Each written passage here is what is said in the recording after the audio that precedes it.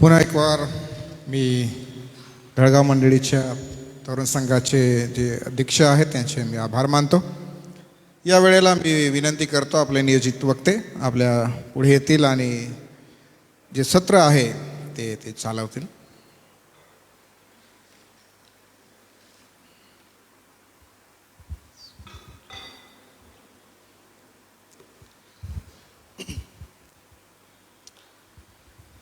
आपण आतापर्यंत जो अभ्यास केलेला आहे त्यामध्ये कुणाला काही प्रश्न असतील तर तुम्ही नक्कीच विचारा, कारण आपण हळूहळू पद्धतीने पुढे जात आहोत आणि यामध्ये असं नको व्हायला की आपण कुठेतरी स्टक आहे आणि काहीतरी खूप प्रश्न आहे आणि तो आपण विचारलाच नाही, असं नको व्हायला.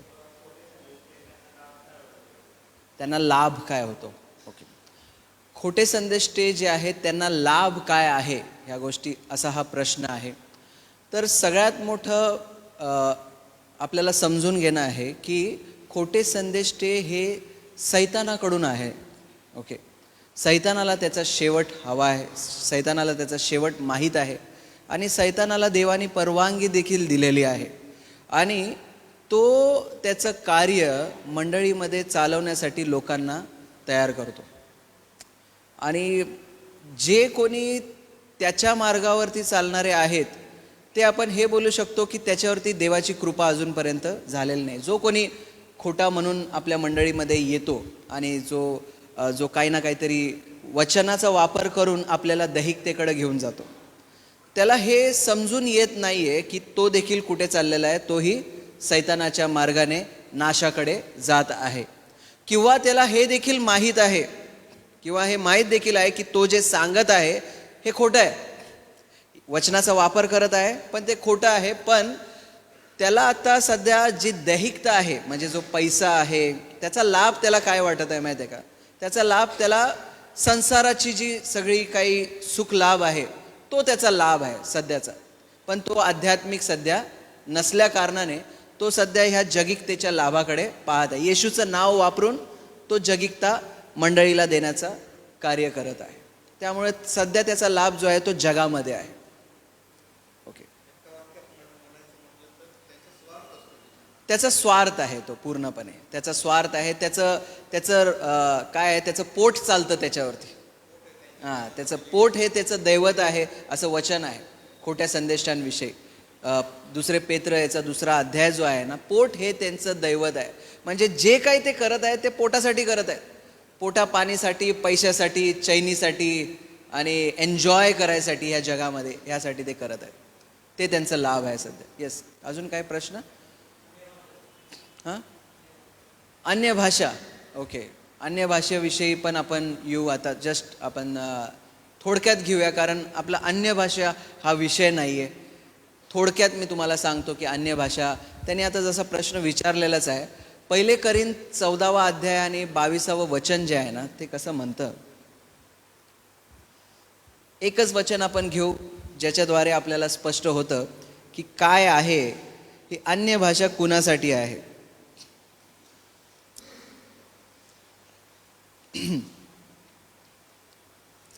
पहिले करिंथ 14वा अध्याय आणि 22वं वचन असं म्हणतं की म्हणून ह्या निरनिराळ्या भाषा विश्वास ठेवणाऱ्यांसाठी नव्हेत.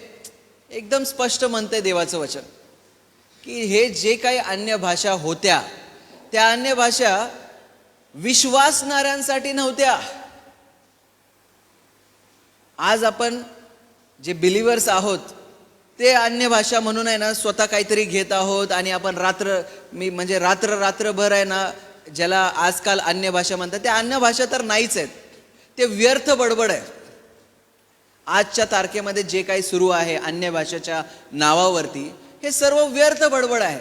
त्याच्यामधून देवाची स्तुती, देवाची आराधना ही कधीच होऊ शकत नाही. देवाला गौरव कशाच्या द्वारे प्राप्त होतो? देवाच्या वचनाच्या द्वारे होतो. आणि तुम्ही जे बरगळत आहे, जे काय बडबडत आहे, त्याच्याद्वारे तुम्हालाच माहित नाही की तुम्ही काय बोलत आहात. तुम्हाला हे समजून येत नाहीये की तुम्ही काय बोलत आहात आणि माहीत नसल्या कारणानं तुम्ही बडबडत जात आहात. आणि हे विश्वासणाऱ्यांसाठी तर नाहीच आहे. देवाचं वचन कसं म्हणतं? 1 करिंथ 14वा अध्याय आणि 22वं वचन, की म्हणून ह्या निरनिराळ्या भाषा विश्वास ठेवणाऱ्यांसाठी नव्हेत, तर विश्वास न ठेवणाऱ्यांसाठी चिन्ह दाखल आहेत.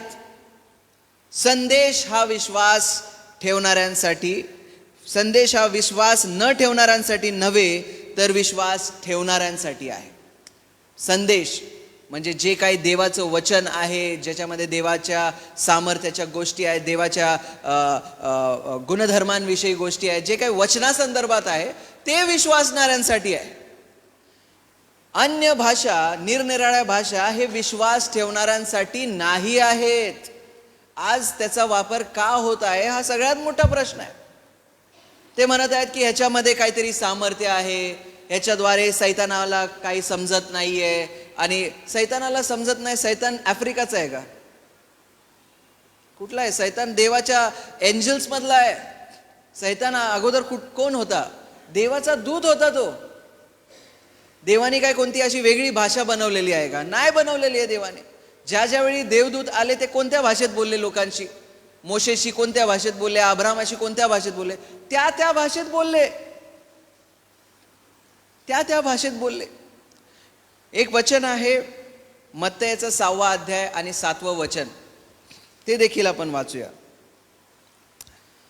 तुम्ही प्रार्थना करता तेव्हा परराष्ट्रांसारखी व्यर्थ बडबड करू नका. आपण पुष्कळ बोललो म्हणजे आपले मागणे मान्य होईल असे त्यांना वाटते. येशू ख्रिस्त स्वतः म्हणाला की तुम्ही जेव्हा जेव्हा प्रार्थना करता त्यावेळी अविश्वासणाऱ्यांसारखी व्यर्थ बडबड करू नका. आणि एक्झॅक्टली सैतानाने आज जो गोंधळ मंडळीमध्ये चालवलेला आहे ती ह्याच आहे की तो म्हणत आहे की ही अन्य भाषा आहे, ही देवाची भाषा आहे. जर ती देवाची भाषा असती तर मग हे काय आहे? हे एवढं मोठं पवित्र शास्त्र आपल्याला परमेश्वराने दिलेलं आहे, ते काय आहे? आज जर देवबाप बोलणार आहे तर देवबाप कसा बोलणार आहे माहिती आहे का? देवबाप कसा बोलणार आहे? केवळ आणि केवळ त्याच्या पवित्र शास्त्रातून बोलणार आहे. त्याच्या बाहेर जाऊन देवबाप बोलणार आहे का? नाही. yes. काय? टंग्स.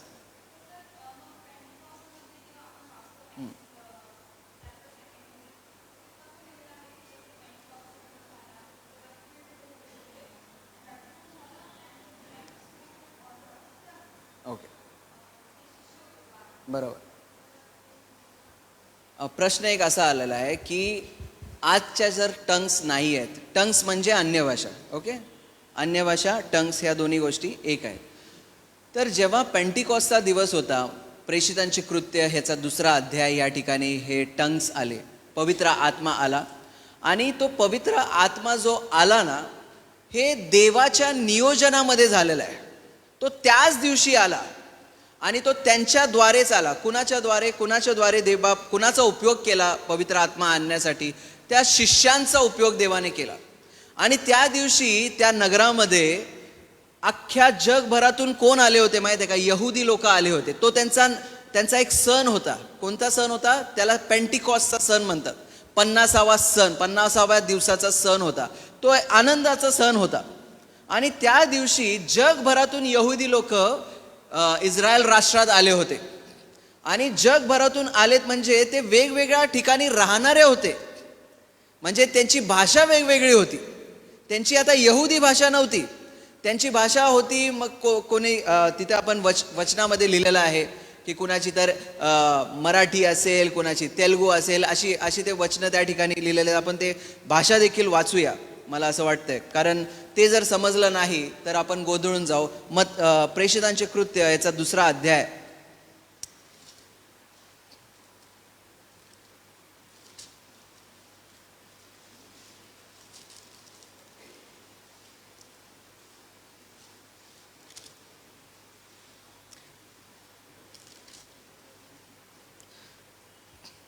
पाचव्या वचनापासून, त्यावेळेस आकाशाखालच्या प्रत्येक राष्ट्रातील भक्तिमान यहुदी यरुशलेमात राहत होता. म्हणजे अख्ख्या जगभरातून यहुदी लोक कुठे आले होते? यरुशलेममध्ये आले होते. आणि तो नाद झाल्यावर, म्हणजे जो एकदमच खूप मोठा आवाज झाला आणि ते लोक 120 शिष्य त्या खोलीमध्ये बसले होते आणि खूप मोठा साऊंड झाला आणि मग सर्व जे लोक आहेत ते अट्रॅक्ट झाले त्या ठिकाणी. आणि तो नाद झाल्यावर लोकसमुदाय एकत्र होऊन गोंधळून गेला, कारण ती प्रत्येकाने आपापल्या भाषेत त्यास बोलताना ऐकले. म्हणजे जे कोणी अन्य भाषेमध्ये बोलत होते ते त्याच्या त्याच्या भाषेत बोलत होते. ओके, म्हणजे जो कोणी बाहेर देशातून आला होता, म्हणजे उदाहरणार्थ आज जर सपोज इथे पवित्र आत्मा आला, त्या काळचा आज पवित्र आत्मा अन्य भाषेच्या चिन्हावरती निर्भर नाही आहे, कारण पवित्र आत्म्याच्या द्वारे पवित्र शास्त्र आपल्याला प्राप्त झालेलं आहे. त्यावेळी पवित्र शास्त्र संपूर्णपणे प्राप्त झालं नव्हतं. ओके, जर सपोज आज आपण सर्वजण इथे आहोत आणि देव पवित्र आत्मा येऊन त्या दिवसासारखं आपण जर एनॅक्टमेंट केलं आणि ह्या नसरापूर ह्या परिसरामध्ये अख्ख्या देशभरामधून कोणी गुजराती आलेला आहे, कोणी मग मारवाडी आलेला आहे, कोणी तेलुगू आलेला आहे, कोणी तमिळ आलेला आहे, कोणी कन्नड आला आहे, कोणी ओडिया आलेला आहे. ह्या जगभरात देशातले सर्व भाषा बोलणारे जर लोक नसरापूरमध्ये आलेले आहेत, नंदुरबारमध्ये आलेले आहेत, तर इथे आपण चमत्कारिकरित्या त्यांच्या भाषा बोलताना त्यांना दिसलो. आणि तो म्हणत आहे की अरे हा तर तमिळमध्ये बोलतोय, हा तर तेलुगूमध्ये बोलतोय. एक्झॅक्टली तशाच पद्धतीने बघा 8वं वचन जे आहे ना, तर आपण प्रत्येक जण आपापली जन्मभाषा ऐकतो हे कसे? आणि मग 9व्या वचनापासून त्या भाषा तिकडे लिहिलेल्या आहेत. पारती, मेदी, एलामी, मेसोपोटेमिया, यहुदिया, कपुदिया, पंत, आसिया, फुगिया, पंकुलिया, मिसर व कुर्नेच्या जवळ लिबुया देश, यातले राहणारे यहुदी व यहुदी मतानुसारी असे रोमी प्रवासी, क्रेतिया, अरब असे आपण त्यास आपापल्या भाषात देवाची महत् कर्मे सांगताना ऐकतो. म्हणजे चमत्कार हा होता की ते अन्य लोकांची भाषा बोलत होते. आज जे सुरू आहे ती कुणाचीच भाषा नाहीये. आज जे बोलण्यात येत आहे तुम्हा सगळ्यांना माहीत असेल काय बोललं जात आहे, काय बोललं जात आहे. मला तर ते बोलूही वाटत नाही. आणि तुम्ही 2-3 दिवस जर प्रॅक्टिस केलं तर तुम्ही सर्व देखील एकदम माहिर होऊन जाल त्याच्यामध्ये. काय शराबारा काही कोणताही शब्द तुम्हाला जो आवडतो तो शब्द घ्या आणि बोलायला स्टार्ट करा. हे व्यर्थ आहे. मला त्याची चेष्टा करू वाटत नाहीये सध्या, कारण आहे ना देवाचा अवमान आहे तो. देवाचा अपमान, देवाच्या वचनाचा अपमान आहे. पवित्र आत्म्याच्या विरोधात चालणाऱ्या या गोष्टी आहेत, ज्याला ते म्हणत आहे की अन्य भाषा, आणि मग ते म्हणत आहे की पवित्र आत्म्याचं गिफ्ट आम्हाला मिळालेलं आहे. पवित्र आत्म्याचं जे गिफ्ट असतं ना, ते पवित्र आत्मा त्या मनुष्याला पवित्र शास्त्राकडे घेऊन जातो, आधीनतेकडे घेऊन जातो, देवाचा गौरव करायला शिकवतं. हे नाही की व्यर्थ बडबड काही. आणि त्याला ते म्हणत आहे रात्रभर काही लोक करतात, रात्रभर तासन तास ते बडबडत बसतात आणि त्याला ते म्हणतात की नाही, आम्हाला देवाने काय दिलेलं आहे? अन्य भाषेचं दान दिलेलं आहे. नाही, हे काय सुरू आहे माहिती आहे का? अन्य सुवार्तेच्या गोष्टी सुरू आहे. आता आपण जाणार आहे, त्याला स्पष्ट होईल की जे आज सुरू आहे ना अन्य भाषेचे नावेवरती, ते काय आहे, ते अन्य सुवार्तेमध्ये कसं ओढवलं जात आहे. तिथं देवाचा गौरव कसा काय नाही आहे आणि तिथं स्वार्थ आणि तिथं माणसाचा गौरव कसा काय आहे. तुम्ही पहा ना की जो कोणी अन्य भाषा बोलत असतो तो एका वेगळ्याच गर्वामध्ये असतो. तो म्हणतो की मला देवाने दान दिलेलं आहे. आणि ज्याच्याकडे दान नाहीये तो एकदम घाबरलेला असतो की बाप रे, मला ते दान अजूनपर्यंत मिळालेलं नाहीये. तो असा लपलेला असतो, तो एकदम लपलेला असतो. स्वार्थ आहे हे, मीपणाचा आहे सगळ्या गोष्टी, की I am the gifted. I येतो इकडं, मी येतो. आणि जिथं मी आहे ना तिथं देवाचा गौरव नाही आहे. तिथे स्वार्थ आहे, तिथे स्वार्थ आहे, तिथे मानवाची इच्छा आहे, मानवाची इच्छा आहे. आणि जिथं मानवाची इच्छा आहे तिथे देवाचा गौरव नाही आहे. मग ते तुम्ही रात्रभर का त्याला तुम्ही त्या बडबडीला तुम्ही करत बसाल, दिवसभर का बडबड तुम्ही करत बसणार. पण देवाचं वचन स्पष्ट म्हणतं ते कुणासाठी होतं, ते विश्वासणाऱ्यांसाठी नव्हतं. आपण पाहिलं 1 करीन 14वा अध्याय, तो तुम्ही एकदम ठासून लक्षात ठेवा.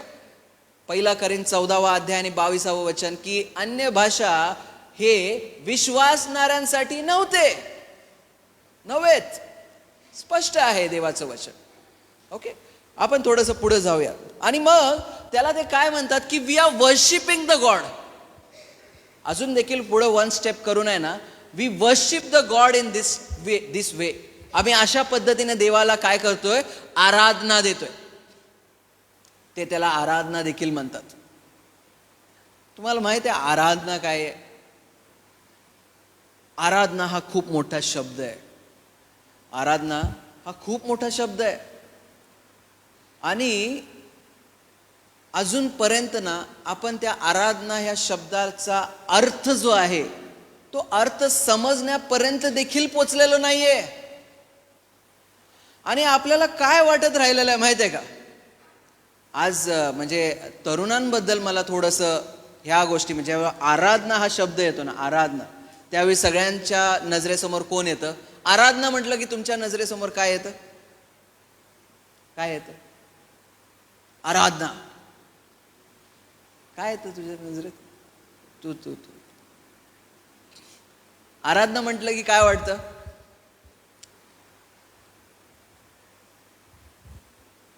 जरा असं बोलायला जरा भीती वाटायला लागली आता थोडीशी. काय बोला ना, बोला. आराधना म्हटलं की काय येतं आपल्या मनात?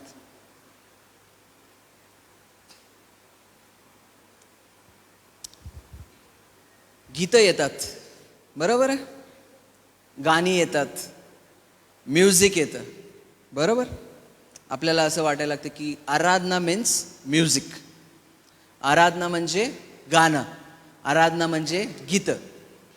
तुम्हाला सांगू, आराधना ज्यावेळी पृथ्वीवरती होते, ज्यावेळी खरी आराधना पृथ्वीवरती होते ना, त्यावेळी कुठे आनंद होतो माहिती आहे का? खरी आराधना ज्यावेळी पृथ्वीवरती होते त्यावेळी कुठे आनंद होतो माहिती आहे का? स्वर्गात आनंद होतो. खरी आराधना नोट डाऊन करा. खरी आराधना ज्यावेळी पृथ्वीवरती होते त्यावेळी स्वर्गात आनंद होतो. आता एक वचन मी तुमच्या सगळ्यांसमोर वाचतो की स्वर्गात आनंद कधी होतो.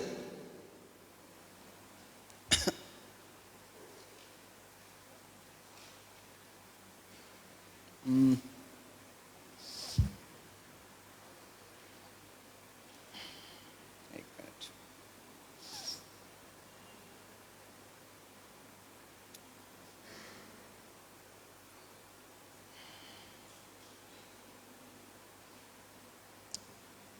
देवाचं वचन म्हणतं मत्तयाच्या शुभवर्तमानामध्ये की ज्यावेळी एक पापी पश्चाताप करतो त्यावेळी स्वर्गामध्ये आनंद होतो. मला ते शास्त्र भाग आहे ना, मी तुम्हाला एक minute, I just find out the वर्स. ज्यावेळी एक पापी पश्चाताप करतो त्यावेळी स्वर्गात आनंद होतो. एक मिनिट मी तुम्हाला सर्च करून देतो सो दॅट तुमच्याकडे ते रेफरन्स नेहमीसाठी लिहिलेलं राहील.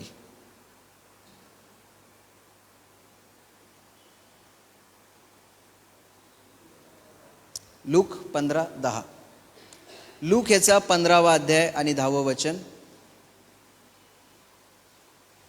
7वं वचन आणि 10वं वचन. लूक याचा 15वा अध्याय 7 आणि 10.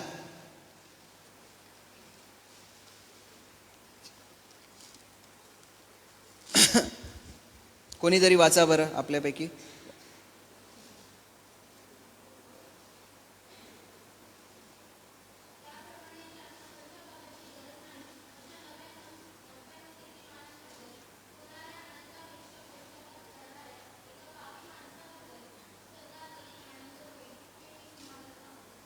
एक्झॅक्टली.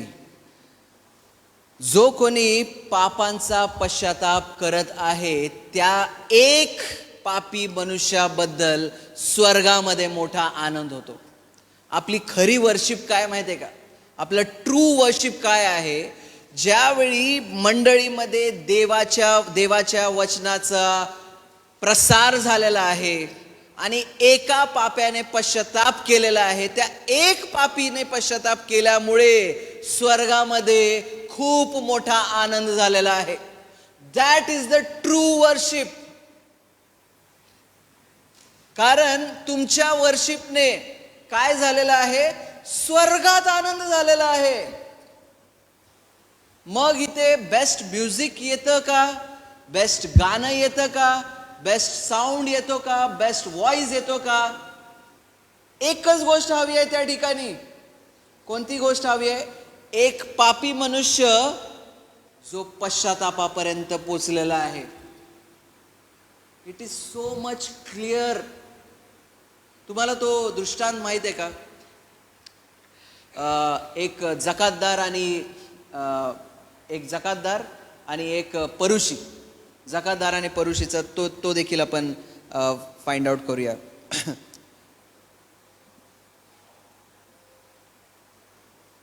लूक याचा 18वा अध्याय आणि 10वं वचन आपण वाचूया.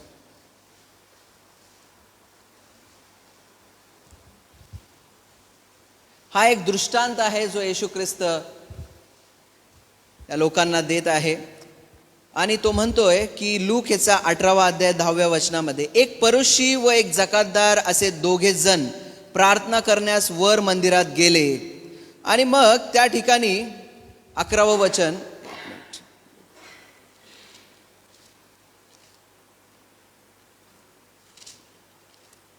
लूक ह्याचा 18वा अध्याय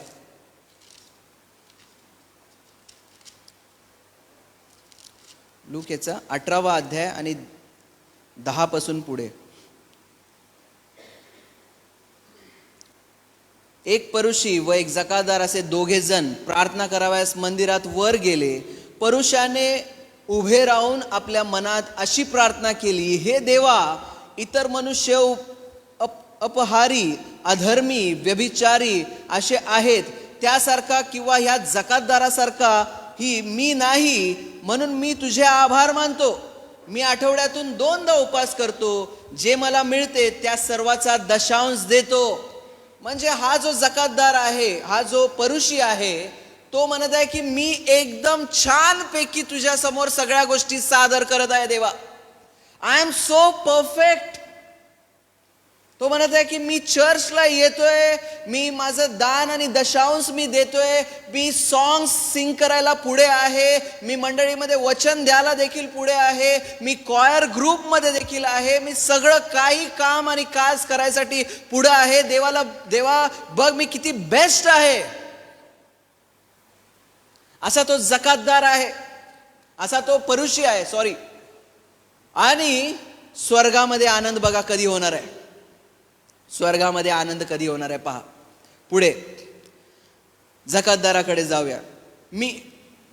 जकातदार 13वं वचन, जकातदार तर दूर उभा राहून वर स्वर्गाकडे दृष्टी लावायास न धजला, आपल्या उरावर मारून घेऊन म्हणाला, हे देवा, मज पापी मनुष्यावरती काय कर, दया कर.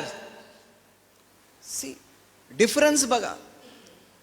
स्वर्गामध्ये आनंद तेव्हाच होणार आहे ज्यावेळी एक पापी पश्चाताप करणार आहे. आपण सारखं कुठे येतोय पहा. आपली गाडी जी आहे ना, प्रत्येक वेळी कुठे येऊन थांबत आहे, पश्चातापाकडे थांबत आहे, पापाकडे थांबत आहे. ही आपली गाडी फिरत आहे असं नाहीये.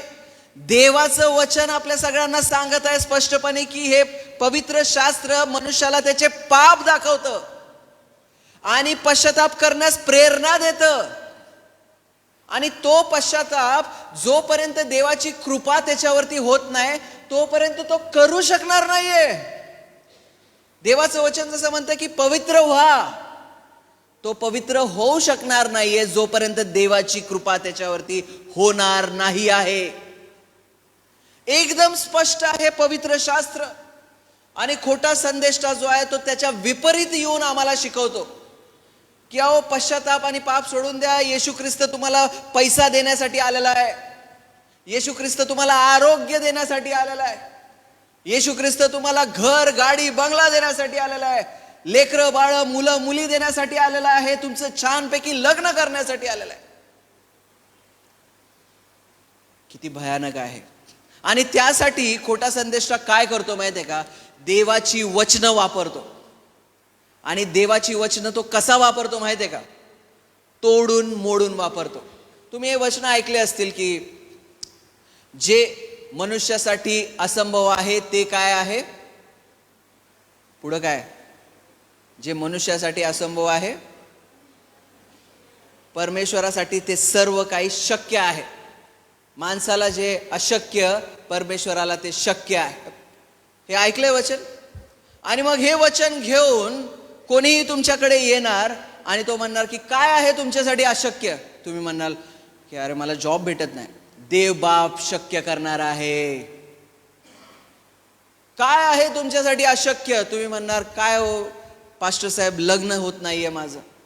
देव बाप शक्य करणार आहे.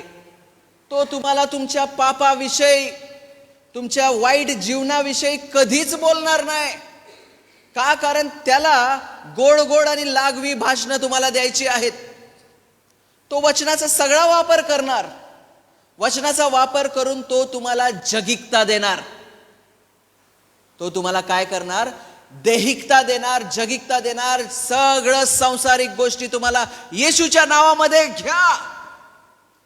पण जर तुम्ही वचनाचा संदर्भ पाहायला गेला, अशक्य मनुष्यासाठी काय आहे, जर तो संदर्भ पूर्ण वरचा पॅसेज आणि खालचा पॅसेज जर तुम्ही वाचला, त्याच्यावरती काय लिहिलेलं आहे, खाली काय लिहिलं आहे, तर तुम्हाला समजून येईल की अरे तो विषयच वेगळा आहे.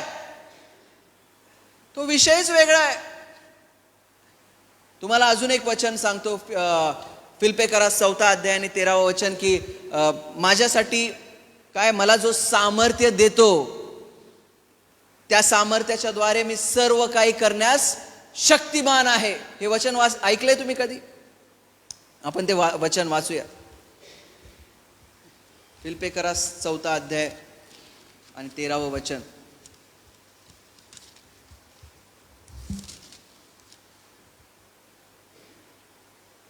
मला सामर्थ्य देणाऱ्याच्या ठाई मी सर्व काही कराव्यास शक्तिमान आहे. ह्या वचनाचा ते वापर करणार. आणि ते काय बोलणार तुम्ही सांगा बरं मला आता. ह्या वचनाचा वापर करून व्हॉट विल दे से? मला सामर्थ्य देणाऱ्याच्या ठाई मी सर्व काही कराव्यास शक्तिमान आहे. आता तुम्हाला एक टास्क देतो मी. खोटा संदेश ह्या वचनाचा वापर कसा करणार सांगा. येस.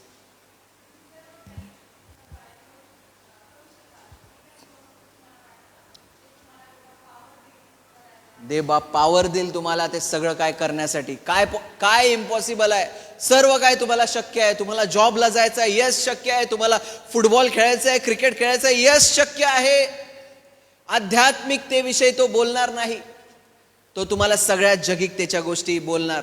काय तुम्हाला करिअर बनवायचं आहे, फिल्म स्टार बनायचं आहे, ऍक्टर बनायचं आहे, ऍक्ट्रेस बनायचं आहे, येशूच्या नावामध्ये तो तुम्हाला सामर्थ्य देणार आहे. काय बोलणार तो अजून सांगा बरं तुम्हाला या वचनाचा वापर करून?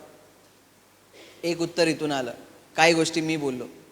खोटा संदेश काय करणार या वचनाचा वापर करताना? तो कधीही संदर्भाकडे जाणार नाही. तो कधीही संदर्भाकडे जाणार. संदर्भ म्हणजे कळालं तुम्हाला काय?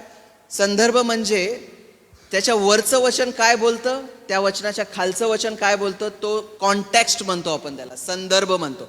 तो संदर्भ तुम्हाला कधीच शिकवणार नाही की हे कोणत्या संदर्भात आहे. ते त्याचा जर संदर्भ आपण पाहिला की मी देवासाठी सगळं काही कष्ट करण्यासाठी तयार आहे, मी देवाच्या मंडळीचा सर्व भार घेण्यासाठी तयार आहे. पण तो आउट ऑफ द कॉन्टेक्स्ट तो तुम्हाला म्हणणार, संदर्भाच्या बाहेर जाऊन तो तुम्हाला शिकवणार काय करायचंय. तुम्हाला मोठं बनायचं आहे, यस तुम्हाला देव बाप शक्तिमान देणार, शक्तिमान बनवणार, तो सामर्थ्य देणार. तुम्हाला समजत आहे? तुम्हाला क्लिअर होत आहे की हे कसं आहे, किती भयानक आहे आणि किती डेंजरस आहे. आपण जरासं पुढे जाऊया आणि आपण अजून थोडंसं समजण्याचा प्रयत्न करूया या गोष्टीला.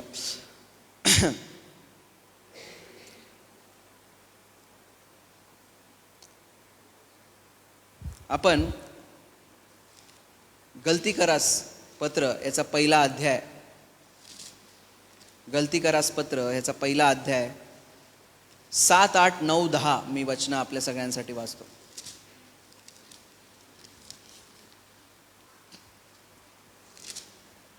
गलती करास पहिला अध्याय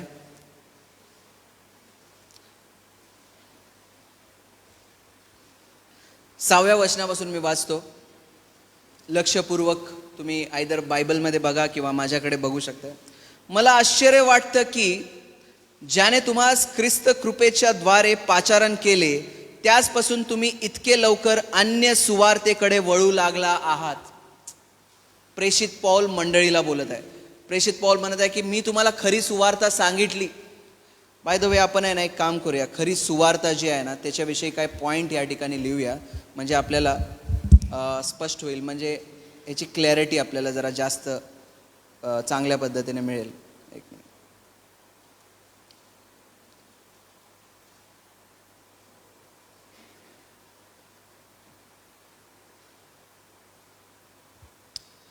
आपण काढू इफिस्करासचा पहिला अध्याय आणि 7वं वचन. जरासं इफिस्करासचा पहिला अध्याय आणि 7वं वचन काढूया. त्या ठिकाणी असं लिहिलेलं आहे, त्याच्या कृपेच्या समृद्धीप्रमाणे त्या प्रियकराच्या ठाई त्याच्या रक्ताच्या द्वारे खंडणी भरून मिळवलेली मुक्ती म्हणजे आपल्या अपराधांची क्षमा आम्हाला मिळाली आहे.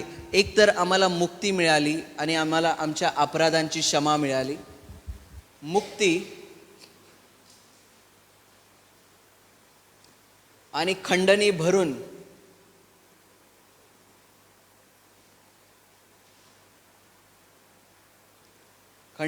प्राप्त करून मिळालेली त्याच्या रक्ताच्या द्वारे आम्हाला मुक्ती मिळाली आणि आमच्या अपराधांची आम्हाला क्षमा मिळाली. अजून एक वचन वाचूया, कलसेकरासचा 2रा अध्याय आणि 13वं वचन.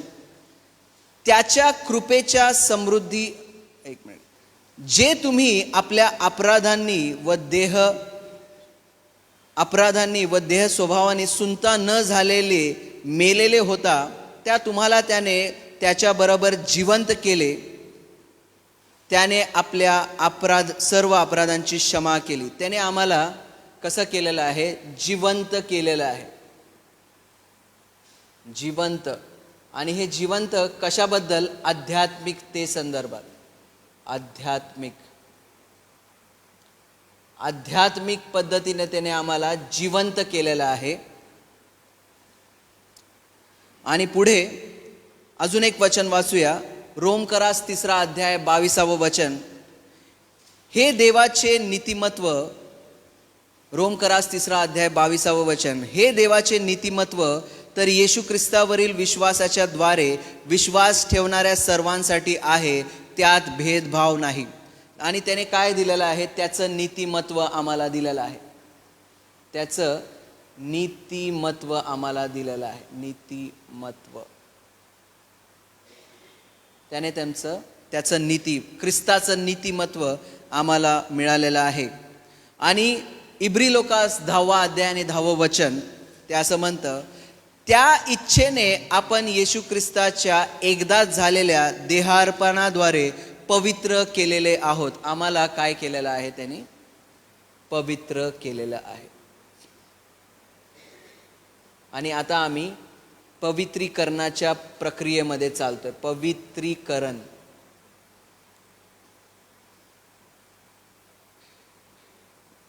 ओके.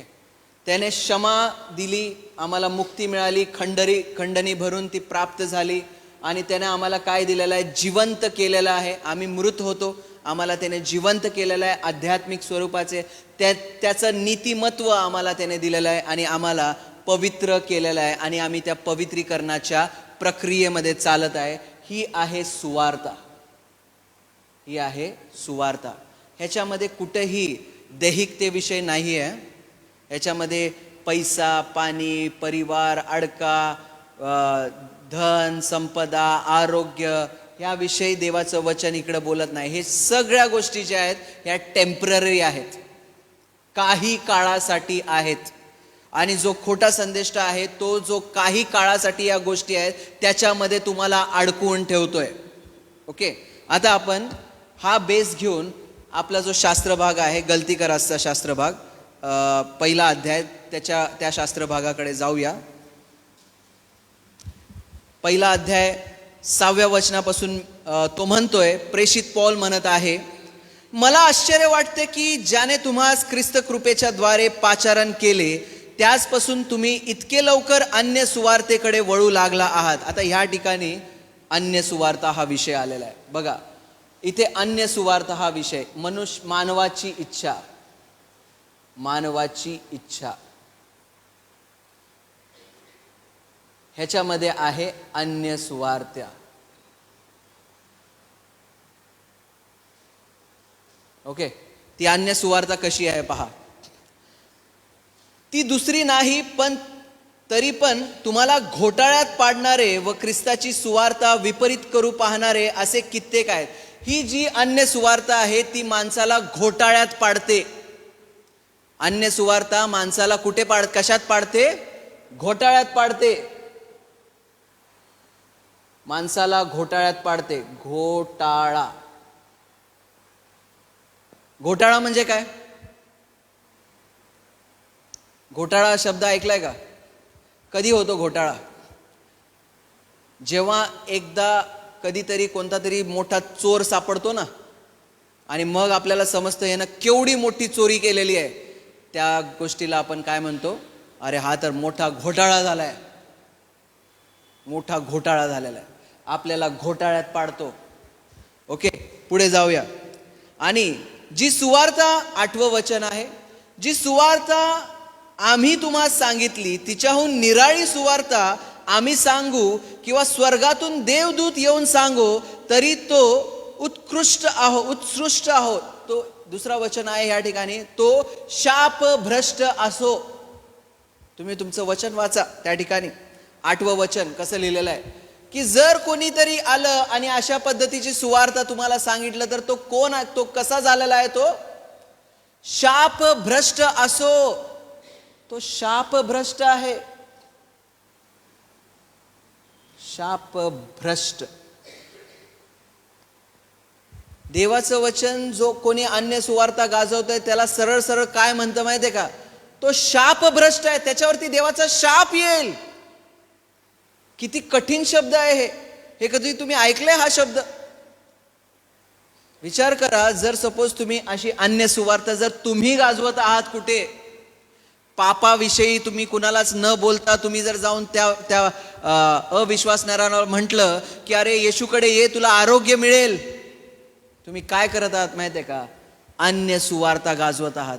आणि जर तुम्ही तशी अन्य सुवार्ता गाजवत आहात तर तुम्हाला देवाचं वचन काय म्हणतंय? तुम्ही काय झालेला आहात? शापभ्रष्ट झालेला आहात. तुमच्यावरती देवाचा शाप आलेला आहे. म्हणजे तुमचं सुवार्ता सांगणं तुमच्या आशीर्वादाचं कारण नाही झालंय, पण तुमच्या शापाचं कारण झालं. पुढे ते वचन वाचूया आपण, 9वं वचन. आम्ही अगोदर सांगितले तसे मी आताही पुन्हा सांगतो की जी तुम्ही स्वीकारली तिच्याहून निराळी सुवार्ता कोणी तुम्हाला सांगितल्यास तो शापभ्रष्ट असो. परत एकदा तो वचन आलं, तो शापभ्रष्ट असो. 9व्या वचनामध्ये परत एकदा तो म्हणतोय की तो शापभ्रष्ट असो.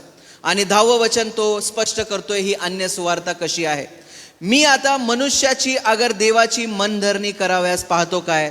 मी मनुष्याला संतुष्ट करावयास पाहतो काय? मी अजून मनुष्याला संतुष्ट करावयास पाहिले असते तर मी ख्रिस्ताचा दास नाही. मनुष्याला संतुष्ट करणारी ही सुवार्ता आहे. संतुष्ट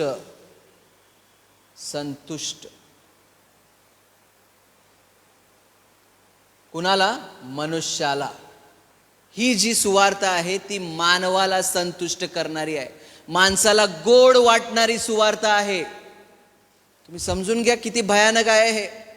तुम्हाला सोपं वाटत असेल की काय नाही, कुणाला तरी जाऊन सांगूया येशूकडे ये, तुला नोकरी भेटेल, येशूकडे ये आरोग्य भेटेल, येशूकडे ये असं भेटेल तसं भेटेल. तुम्ही काय करत आहात तुम्हाला माहित आहे का? तुम्ही अन्य सुवार्ता गाजवत आहात. आणि येशूच्या नावाने जो काही गोंधळ मंडळीमध्ये सुरू आहे, अन्य भाषाच्या नावावरती काही बडबडत आहे, बरगळत आहे, एक्झॅक्टली ते काय सुरू आहे माहिती आहे का? अन्य सुवार्ता सुरू आहे, अन्य प्रचार सुरू आहे त्या ठिकाणी.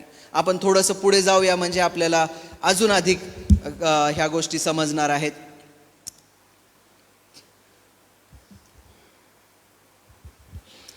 दुसरे करिन्थ्याचा 11वा अध्याय आपण वाचूया. हे कुणाद्वारे होतं? हे होतं खोट्या संदेष्टाच्या द्वारे. खोटा संदेष्टा. आणि हे कशाच्या द्वारे होतं? अन्य सुवार्तेच्या द्वारे. अन्य सुवार्ता. ओके. 2 कोरिंथ्याचा 11वा अध्याय.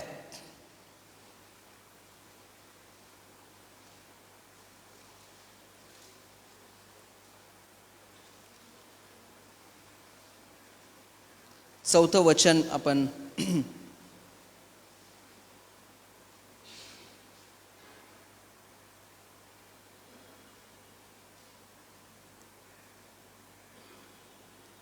तिसरं वचन.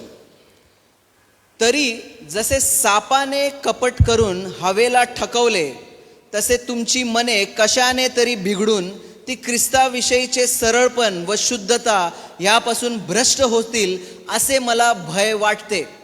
प्रेषित पौल म्हणत आहे मंडळीला की जसं सापाने हवेला ठकवलं, जसं सापाने हवेला भुरळ गाठली, तसं तुमचंही मन कोणीतरी येत आहे आणि तुमचंही मन कोणीतरी भुलवत आहे असं मला भीती वाटते.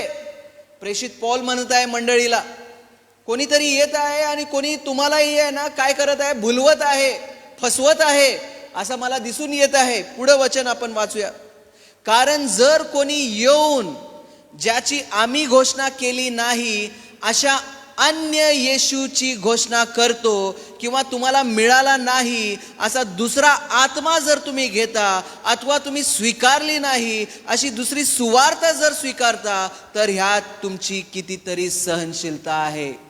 बघा, या ठिकाणी सगळ्या गोष्टी आल्या. काय गाजवलं जात आहे? अन्य येशू गाजवला जात आहे. अन्य येशू. आणि त्या भक्तीमध्ये काय सुरू आहे? कसला आत्म्याचं कार्य सुरू आहे?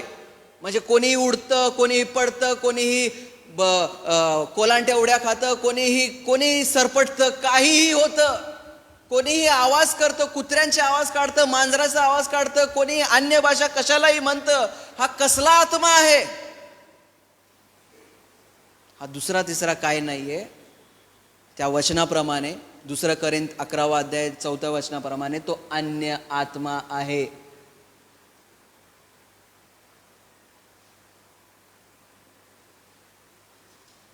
अन्य आत्मा आहे. हे भयानक कार्य सुरू आहे मंडळीमध्ये.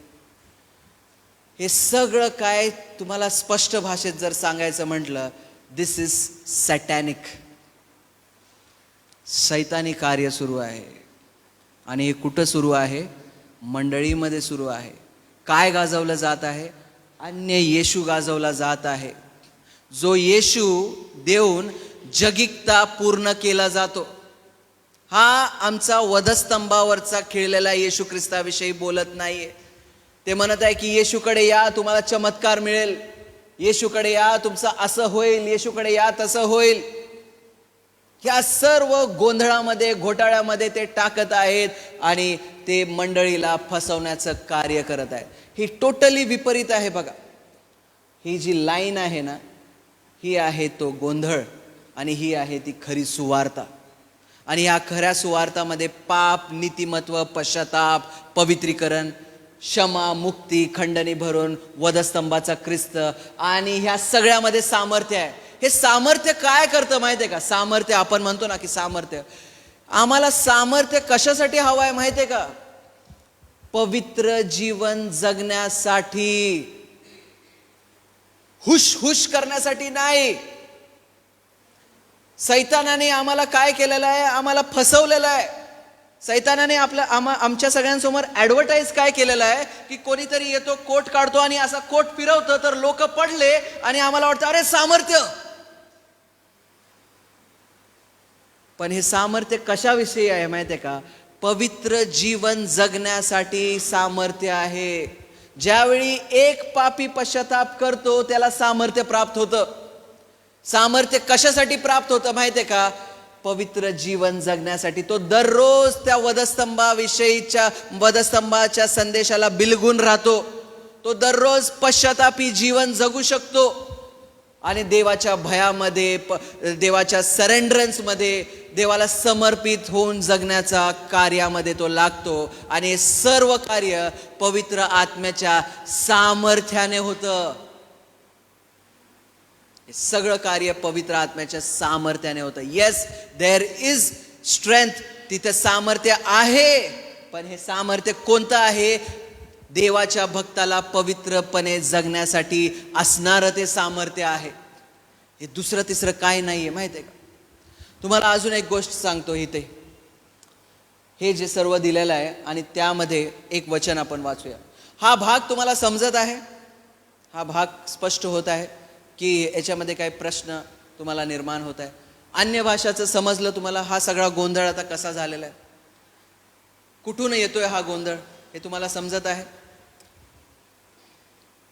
दुसरा करिंथ याचा 11वा अध्याय आणि 11वा अध्याय 13 आणि 14 वचन देखील आपण वाचूया, म्हणजे आपल्याला अजून स्पष्ट होईल. आपल्यापैकी कोणीतरी वाचा, मग परत एकदा मी वाचतो. दुसरं करिंथ 11वा अध्याय 13, 14, 15.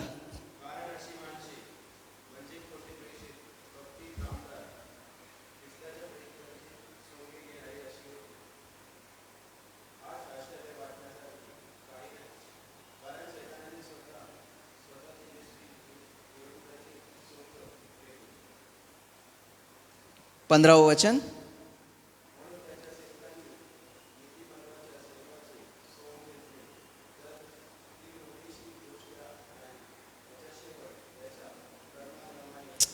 येस, परत एकदा मी आपल्या सगळ्यांसाठी वाचतो म्हणजे आपल्याला आवाज येईल.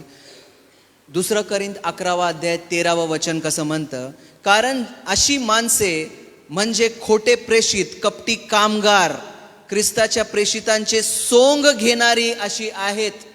14वं वचन. यात आश्चर्य वाटण्यासारखे काही नाही, कारण सैतान ही स्वतः तेजस्वी देवदूताचे सोंग घेतो. सैतान काय? तेजस्वी देवदूताचे सोंग घेतो आणि त्याचे जे सेवक आहेत ते देवाच्या सेवकाचं सोंग घेणं ह्याच्यामध्ये काही मोठी गोष्ट नाहीये. देवाचं वचन म्हणतं, प्रेषित पौल म्हणत आहे मंडळीला की सैतान पण आहे ना देवदूताचं, तेजस्वी देवदूताचं सोंग घेतो वचन. म्हणून त्याच्या सेवकांनीही नीतिमत्वाच्या सेवकांचे सोंग घेतले तर ती मोठीशी गोष्ट नाही, त्यांचा शेवट त्यांच्या कर्मांनुसार होईल. हे किती भयानक आहे, सैतानाचं कार्य आहे हे काय आहे? ह्या ठिकाणी खोटे प्रेषित आणि सैतानाचे दूत, हे सैतान करत आहे.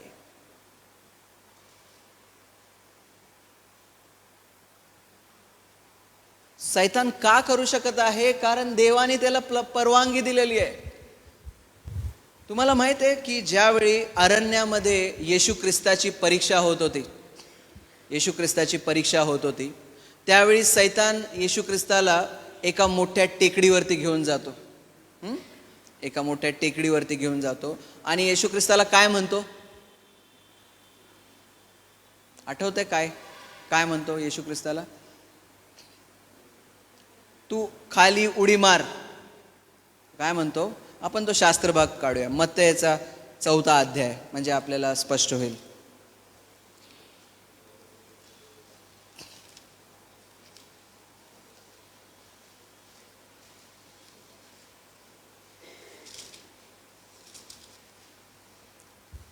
मत्तयचा 4था अध्याय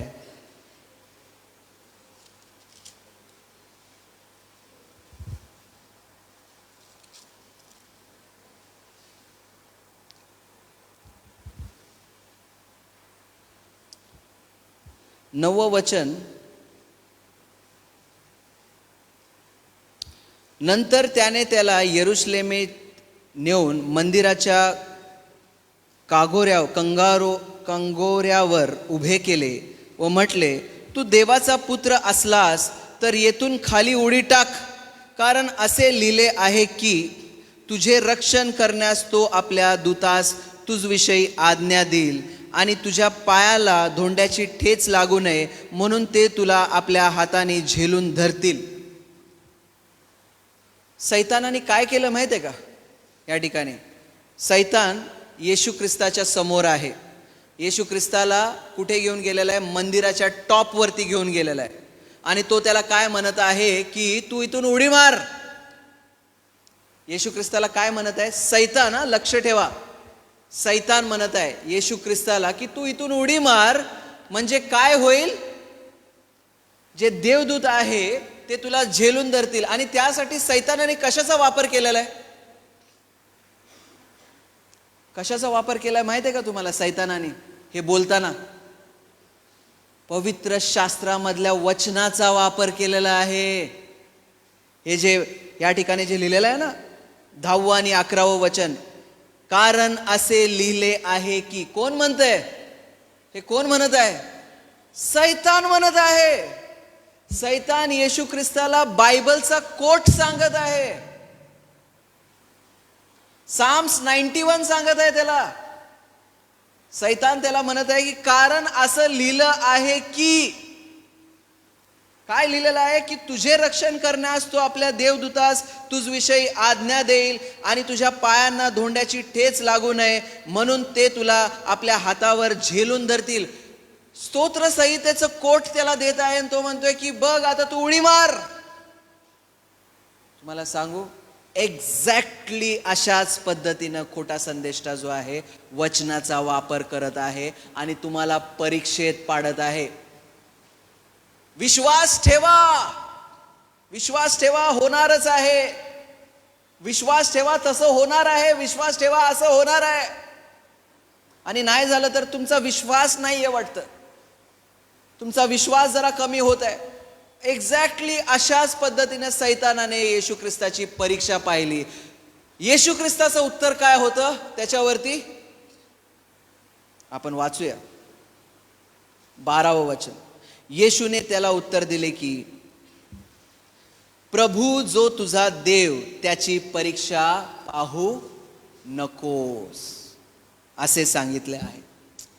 परमेश्वराची परीक्षा पाहू नकोस. आणि खोटा संदेष्टा जो आहे तो आम्हाला काय शिकवत आहे माहिती आहे का?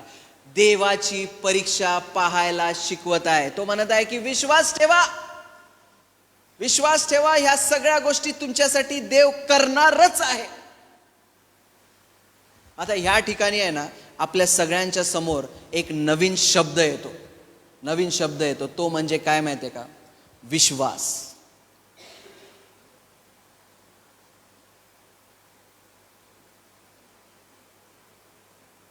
विश्वास. हा जो विश्वास हा जो शब्द आहे ना, या शब्दावरती ह्या शब्दाचा खूप छळ झालेला आहे. तुम्हाला सांगतो, या शब्दाचा अतिशय छळ झालेला आहे मंडळीमध्ये. कोणी येतं आणि कोणी म्हणतं अहो विश्वास ठेवा तुम्ही बरं व्हाल, अहो विश्वास ठेवा ह्या सगळ्या गोष्टी होणार आहेत, तुम्ही विश्वास ठेवा तुम्ही हे करणारच आहात, तुमचा विश्वास कुठे आहे, विश्वास कुठे आहे, विश्वास कुठे आहे. मी तुम्हाला सांगतो की विश्वास ज्यावेळी आध्यात्मिकते संदर्भात येतं ना, त्यावेळी विश्वास काय म्हणत आहे, विश्वासाबद्दल देवाचं वचन काय म्हणत आहे. आपण इफिस्करास पत्र ह्याचा 2रा अध्यायामध्ये आपण जाऊया. इफिस्करास पत्र याच्या 2ऱ्या अध्यायामध्ये आपण जाऊया. 2रा अध्याय इफिस्करास.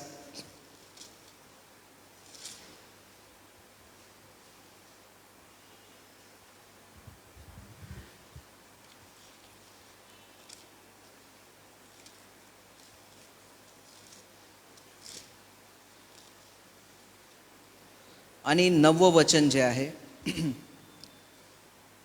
तुमचे तारण कृपेने विश्वासाच्या द्वारे झाले आहे आणि हे तुमच्या हातून झाले नाही तर हे देवाचे दान आहे. जो आध्यात्मिक पद्धतीचा जो विश्वास आहे ना, त्याला आपण तारणदायी विश्वास म्हणतो. तारणदायी,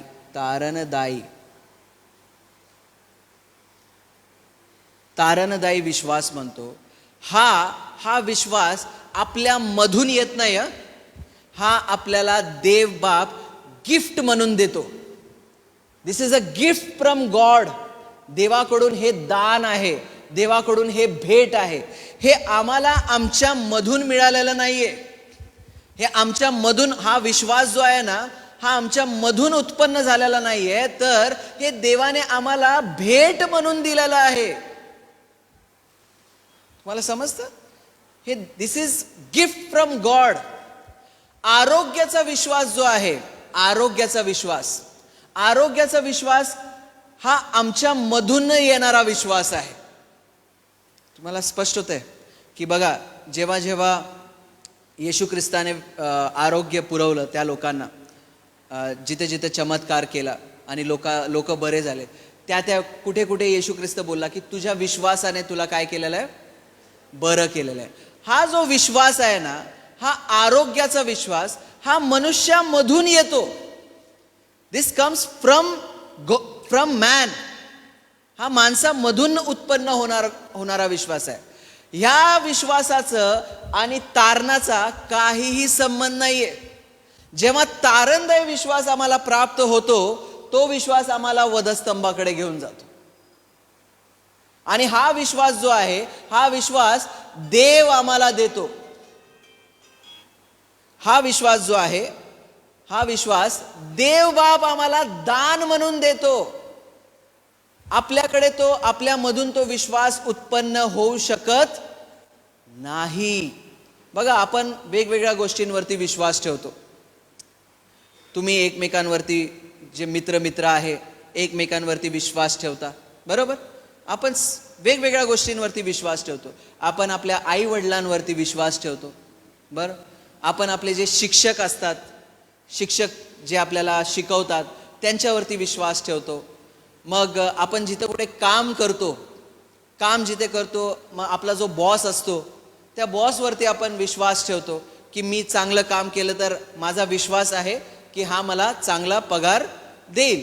अख्खं जग जे आहे ते कशावरती चालतं? विश्वासावरती चालतं. आता हा जो विश्वास आहे ना, हा साधारण विश्वास आहे. हा आध्यात्मिक विश्वास नाहीये. हा आध्यात्मिक विश्वास नाहीये. आणि ह्या विश्वासाच्या द्वारे तुम्ही चमत्काराचा विश्वास देखील ठेवू शकता. तुम्ही आरोग्याचा विश्वास देखील ठेवू शकता. कोणताही विश्वास तुम्ही ठेवू शकता. का? कारण हा तुमच्यामधून येणारा विश्वास आहे. आणि हा जो विश्वास आहे ना, ह्याचा बेस काय माहिती आहे का? या विश्वासाचा बेस हा स्वकेंद्रित विश्वास आहे. स्वकेंद्रित म्हणजे परत एकदा स्वार्थ. परत एकदा काय आहे? हा जो विश्वास आहे, हा स्वार्थापायी ठेवलेला विश्वास आहे. म्हणजे आपण जिथे कुठे विश्वास ठेवतो, तिथे तिथे आपला काही ना काहीतरी स्वार्थ असतो, म्हणून आम्ही विश्वास ठेवलेला असतो. आता हा जो विश्वास ठेवलेला आहे, हा विश्वास तारणदायी विश्वास कधीच होऊ शकत नाही. जोपर्यंत देवाची कृपा होत नाही, तोपर्यंत आम्हाला हा तारणदायी विश्वास भेटू शकणार नाही. आणि ज्यावेळी आम्हाला तारणदायी विश्वास प्राप्त होणार, त्यावेळी ह्या सगळ्या गोष्टीमध्ये आम्ही चालू लागणार. तोपर्यंत आम्ही ह्या घोटाळ्यामध्ये अडकलेलो असणार. अरे, येशूवरती विश्वास ठेवायचा आहे, येशूवरती विश्वास ठेवायचा आहे. येशू माझं भलं करणार आहे, येशू मला नोकरी देणार आहे, येशू मला माझं लग्न करणार आहे, येशू मला लेकरं देणार आहे, येशू मला पैसा पाणी अडका सगळं काय देणार आहे. हा विश्वास जो आहे ना, हा कोणत्या कॅटेगरीमध्ये येतो माहिती आहे का? ह्या कॅटेगरीमध्ये येतो. आणि जो कोणी अशा पद्धतीचा विश्वास ठेवतो, तो मग कुणाच्या मागे लागतो माहिती आहे का? या सगळ्या गोष्टींच्या मागे लागतो. या सगळ्या गोष्टींच्या मागे लागतो. जर तो येशूकडे काही अपेक्षेनं आलेला आहे ना, जर कोणता व्यक्ती येशूकडे काही अपेक्षा घेऊन आलेला आहे, तर मग त्याला हवा देण्यासाठी हे सगळे लोक येतात पुढे. हे सगळे लोक येतात पुढे आणि मग त्याला ते कुठे घेऊन जातात माहिती आहे का? नरकाच्या मार्गाने घेऊन जातात. तुम्हाला काही वचनं सांगतो. शेवटल्या दिवशी काय होणार आहे? मत्तयाचा 7वा अध्याय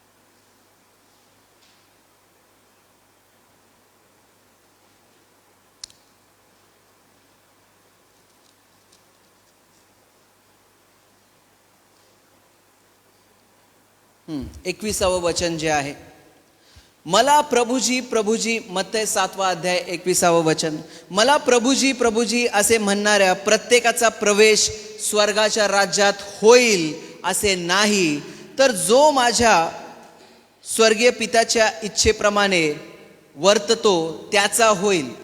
22 वचन अतिशय महत्वाचं आहे. त्या दिवशी मला बहुत म्हणतील, प्रभुजी प्रभुजी, आम्ही तुमच्या नावाने संदेश दिला. आता हे संदेश दिला म्हणजे काय माहिती आहे का? आम्ही तुमच्या नावाने भविष्यवाण्या केल्या. तुम्ही ऐकता ना भविष्यवाण्या? आवडतं भविष्यवाण्या? पास्टर साहेब माझ्याबद्दल जरा भविष्यवाणी करा ना.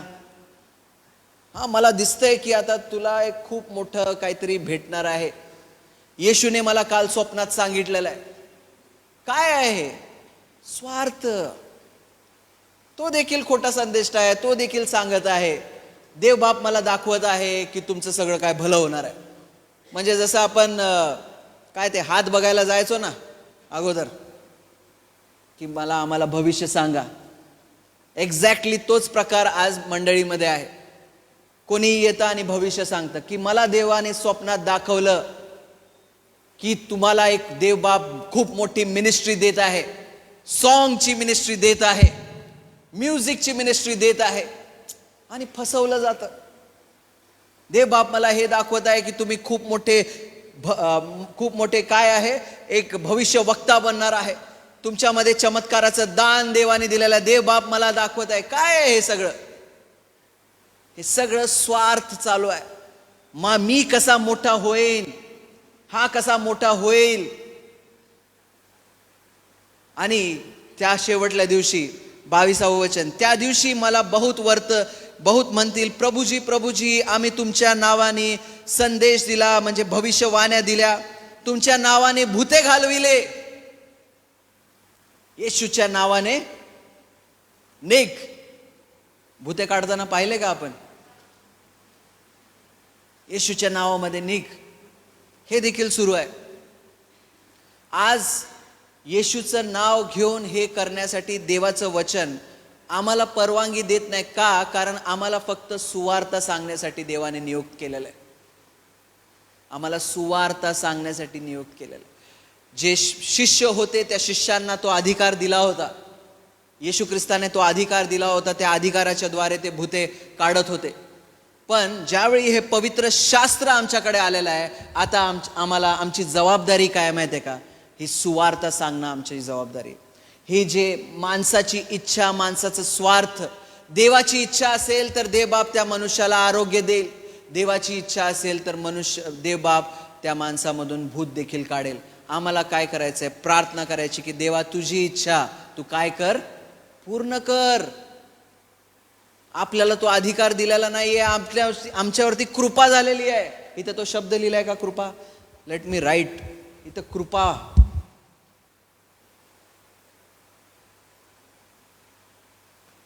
कृपा या शब्दाचा अर्थ काय आहे? की आमची लायकी नाहीये, आमची पात्रता नाहीये, तरी देखील आम्हाला दिलंय.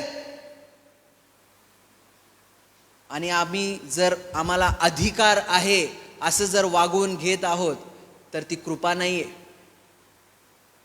येशूच्या नावाने असं हो, येशूच्या नावाने तसं हो.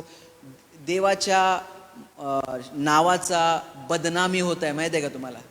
येशूच्या नावाची बदनामी होते अशा लोकांमुळे. कित्येक लोक हसतात आपल्यावरती. काय हो तुम्ही लोक उड्या मारता, काय त्या आरडाओरड करता, काय पळता धावपळता, काय तुम्ही हात ठेवला की माणूस पडतो खाली. लोक हसतात आपल्यावरती. इतकं अद्भुत देवाचं वचन आहे हे आम्ही सांगू शकत नाहीये त्यांना. का? ह्या लोकांमुळे. यांनी हसू बनवून टाकलेलं आहे. कोणत्या कॅटेगरीने? ह्या कॅटेगरीने. आणि मग पुढे, त्या दिवशी मला बहुत म्हणतील, प्रभुजी प्रभुजी, आम्ही तुमच्या नावाने संदेश दिला, तुमच्या नावाने भूते घालवली व तुमच्या नावाने बहुत अद्भुत कृत्य केली नाहीत काय? म्हणजे यांच्याकडून हे सगळे अद्भुत कृत्य झालेत, त्यांनी चमत्कार केलेत, त्यांनी भूते काढलीत, पण त्यांनी जे हे सुवार्तेचं कार्य आहे ते त्यांनी केलं नाही. आणि सुवार्तेचं कार्य कधी होणार आहे? ज्यावेळी देवाची कृपा होणार आहे त्याच वेळी होणार आहे. तोपर्यंत ह्या सगळ्या गोष्टी सुरू असणार आहे. आणि मग पुढे येशू ख्रिस्त त्यांना काय म्हणतो की त्या दिवशी तेव्हा मी त्यास स्पष्ट सांगेन की माझी तुमची कधीच ओळख नव्हती. अहो अधर्म करणाऱ्यांनो, मजपासून निघून जा. देवाचं वचन त्या सर्व लोकांना एकाच कॅटेगरीमध्ये टाकत आहे, अधर्म करणारे. का? कारण त्यांनी येशूचं नाव वापरलेलं आहे, पण संपूर्ण जगिकता मंडळीला देण्याचं कार्य करण्याचा प्रयत्न ते करत होते. त्यामुळं ते अधर्मीच राहिले. त्यामुळे ते अधर्मीच म्हणत आहे देवाचं वचन त्यांना. आणि तो म्हणतोय की अहो अनाचार करणाऱ्यांनो, अहो अधर्म करणाऱ्यांनो, माझी आणि तुमची काय आहे? ओळख नाही. माझ्या सुवार्तेचं कार्य तुम्ही केलेलं नाही. मी जी कृपा मनुष्य मात्रावरती केलेली आहे त्याविषयी तुम्ही सांगितलेलं नाही. लोकांना त्यांच्या पापाविषयी सांगितलेलं नाहीये, पश्चातापाविषयी प्रेरणा दिलेली नाहीये. माझे गुणधर्म, देवाचे गुणधर्म स्पष्ट केलेले नाही आहेत. आणि तुम्ही लोकांना त्यांना जे त्यांचा मोह आहे त्या मोहांना बळी तुम्ही केलेला आहे. माझा आणि तुमचा काही ओळख नाही, माझी आणि तुमची काही ओळख नाही. अहो अनाचार करणाऱ्यांनो, मजपासून काय व्हा? निघून जा. कोण होते लोक? ते क्लेम करत आहेत. काय क्लेम करत आहेत येशू ख्रिस्ता पुढे? आम्ही तुझ्या नावाने संदेश दिलेला आहे, आम्ही तुझ्या नावाने भूते घालवलेली आहेत, आम्ही तुझ्या नावाने अद्भुत चमत्कार केलेले आहेत.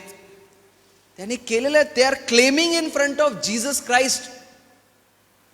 आणि त्यावेळी येशू ख्रिस्त त्यांना म्हणते, माझी आणि तुमची ओळख नाही. शेवटला जस्ट आपण ह्या ठिकाणी एंड करूया.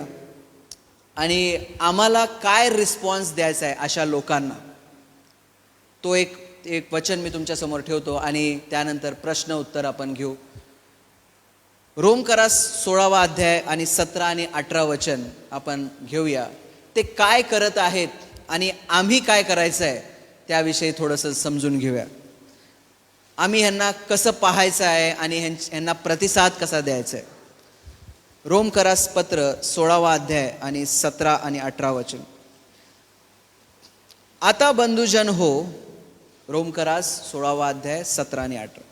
आता बंधुजन हो, मी तुम्हाला विनंती करतो की तुम्हाला जे शिक्षण मिळाले आहे त्या विरुद्ध जे फुटी व अडथळे घडवून आणत आहेत त्यांच्यावर लक्ष ठेवा आणि त्यांच्यापासून काय व्हा?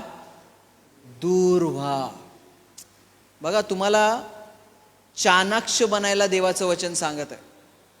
आध्यात्मिक कोण आहे माहिती आहे का? आध्यात्मिक देवाचं वचन 1 कोरिंथ 2 अध्याय आणि 15व्या वचनामध्ये म्हणतं, आध्यात्मिक कोण आहे? जो सर्व गोष्टी पारखतो, जो सर्व गोष्टी पारखतो, तो जज करतो, तो टेस्ट करतो सगळ्या गोष्टी, तो आध्यात्मिक आहे. देवाचं वचन स्पष्ट म्हणतंय 1 कोरिंथ 2 अध्याय 15वं वचन. आणि देवाचं वचन आज आपल्या सगळ्यांना म्हणत आहे, पारख करा, वचनामधून पारख करा. हे वचनाच्या द्वारे आहे का? हे सुवार्तेविषयी सांगत आहे का? की अन्य सुवार्तेकडे घेऊन जात आहे आम्हाला, अन्य येशू देत आहे, अन्य सुवार्ता सांगत आहे, अन्य आत्म्याचं कार्य करत आहे, सैतानाचं कार्य करत आहे. माणसाची इच्छा, माणसाची आकांक्षा, माणसाचा मोह येशूचं नाव घेऊन देत आहे. तर तुम्ही पारख करा आणि तुम्ही नोट डाऊन करा आणि त्यांच्यापासून दूर व्हा. देवाचं वचन स्पष्ट सांगत आहे, दूर व्हा. कोविड पेशंट पासून जसं आम्ही दूर व्हायचो ना, तसं देवाचं वचन कोविड पेक्षा खतरनाक आहे, कोविड पेक्षा घातक आहे. कोविड तर आम्हाला फक्त एक मरण देऊ शकतो. हे जे आहे ना, हे आम्हाला सार्वकालिकतेचं मरण देईल जर आम्ही ह्या नादात लागलेलो आहे. तर देवाचं वचन म्हणते दूर व्हा. शेवटचं वचन, कारण तसले लोक आपल्या प्रभू ख्रिस्ताची सेवा करीत नाहीत, तर स्वतःच्या पोटाची सेवा करतात. थोडाच वेळ अगोदर दादांनी मला विचारलं की त्यांचा लाभ काय आहे. ते त्यांच्या पोटाची सेवा करतात. आणि गोड व लाघवी भाषणाने कुणाला ते फसवतात? तुम्ही सांगा बरं, त्या वचनामध्ये कुणाला फसवतात ते? भोळ्या भाबड्यांची अंतकरणं फसवतात. भोळ्या भाबडे, आपल्यासारखे जे भोळे भाबडे असतात ना, अहो देवाचं सेवक आहे, देवाचं सेवक आहे, काय म्हणतं ऐकूया. आपण भोळे बनतो. देवाचं वचन आपल्याला म्हणतं भोळे बनू नका. देवाचं वचन म्हणते कधीपर्यंत तुम्ही भोळे राहाल. नीतिसूत्रामध्ये म्हणतं कुठपर्यंत तुम्ही भोळे राहाल आणि कुठपर्यंत तुम्ही माझ्या वचनाचा, माझ्या ज्ञानाचा अवमान कराल. माझ्याकडे या, वचन घ्या. देवाचं वचन म्हणतं. भोळ्या भाबड्यांना देवाचं वचन दोष लावतं आणि हे जे आहेत हे अन्य सुवार्तावाले ते म्हणत ते भोळ्या बाबड्यांचं मन जे आहे ते बहकवतात आणि त्यांना भुलवतात आणि त्यांना वश करतात आणि त्यांच्या लागवी आणि गोड भाषणांनी ते त्यांना जाळ्यात टाकतात. तर देवबाप करो, आजच्या ह्या शिक्षणाच्या द्वारे आपल्याला देव आशीर्वादित करो. आपण काही प्रश्न घेऊया, कारण आपल्याकडं थोडासा वेळ, मी मुद्दामून क्लोज केलं लवकर, थोडासा वेळ आहे. एक 10 मिनटं जरी गेले आपले क्वेश्चन आन्सर्समध्ये तरी चालेल. 10-15 मिनटं. तुम्ही काय क्वेश्चन्स असतील तर सांगा, कारण मी क्लोज केलेलं आहे या ठिकाणी. येस.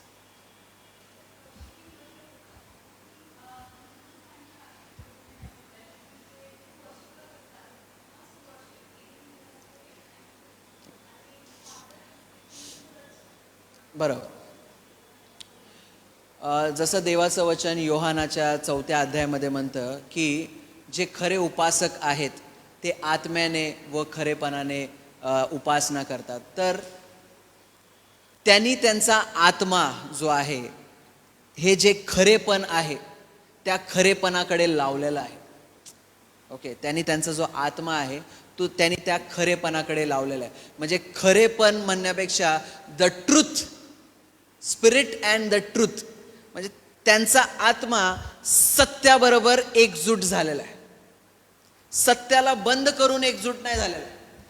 आजकाल आपण पाहतो काय माहिती आहे का, वर्शिप ज्याला आपण म्हणतो, म्हणजे जे आज सॉन्ग सिंगिंग जे आहे ज्याला ते वर्शिप म्हणत आहेत, मग त्यांना असं वाटतं की हे जर झालं म्हणजे मी डोळे बंद केले, हात वरती केले आणि एकदम मी असा लीन होऊन गात आहे, दॅट इज नॉट वर्शिप. ते 5 मिनिटं is not worship. Worship is your life. आम्ही पश्चातापी जीवन जगतो, ही आमची वर्शिप आहे, ही आमची आध्यात्मिक सेवा आहे. रोमकरास 12वा अध्याय 1 आणि 2 वचन ते वाचणं गरजेचं आहे. मला असं वाटतंय की रोमकरास 12वा अध्याय आणि 1 आणि 2 वचन ना,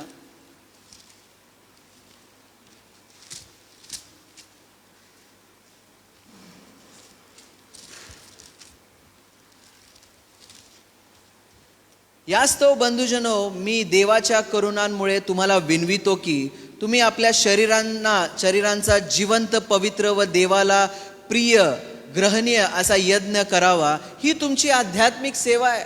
आम्ही आमचं शरीर देवाला अर्पण करणं is our true worship and that is life long. आज गोंधळ काय केलेला आहे बघा, ह्या ग्रुपनी गोंधळ केलेला आहे. ह्या ग्रुपनी तो गोंधळ निर्माण केलेला आहे. ते काय प्रेझेंट करत आहे की मी 5 मिनिटं असं हात वरती करून हालेलुया हालेलुया म्हटलं, दॅट इज वर्शिप, असं प्रेझेंट केलं जात आहे. नो, अ ट्रू वर्शिप, ज्यावेळी तुम्ही वचन वाचत आहात, ते वचन तुमच्या आत्म्याशी बोलत आहे आणि जर ते त्या गीतांमध्ये देखील ते वचन समावलेलं आहे आणि ते एका पाप्याला पश्चातापाकडे घेऊन जात आहे, म्हणजे त्याचा आत्मा सत्याबरोबर जुडलेला आहे. त्याचा आत्मा सत्याशी एकजूट झालाय. सत्य कोणतं सत्य? हे सत्य या सत्याशी एकजूट झालेला आहे. He is a true worshipper. तो खरा उपासक आहे आणि त्याचा शोध देवबाप काय करत आहे? करत आहे. आणि देवाला तो सापडलेला आहे. का? कारण देवानीच तो नियुक्त केलेला आहे. देवाने त्याच्यावरती कृपा केलेली आहे. असं काय भाग नाहीये की देवबाप शोधत आहे की खरा कोण आहे. खरं कोण नाहीये. ज्याच्यावरती देवबाप कृपा करत आहे तोच त्या खरेपणामध्ये येऊ शकत आहे. Okay, right. अजून काय प्रश्न?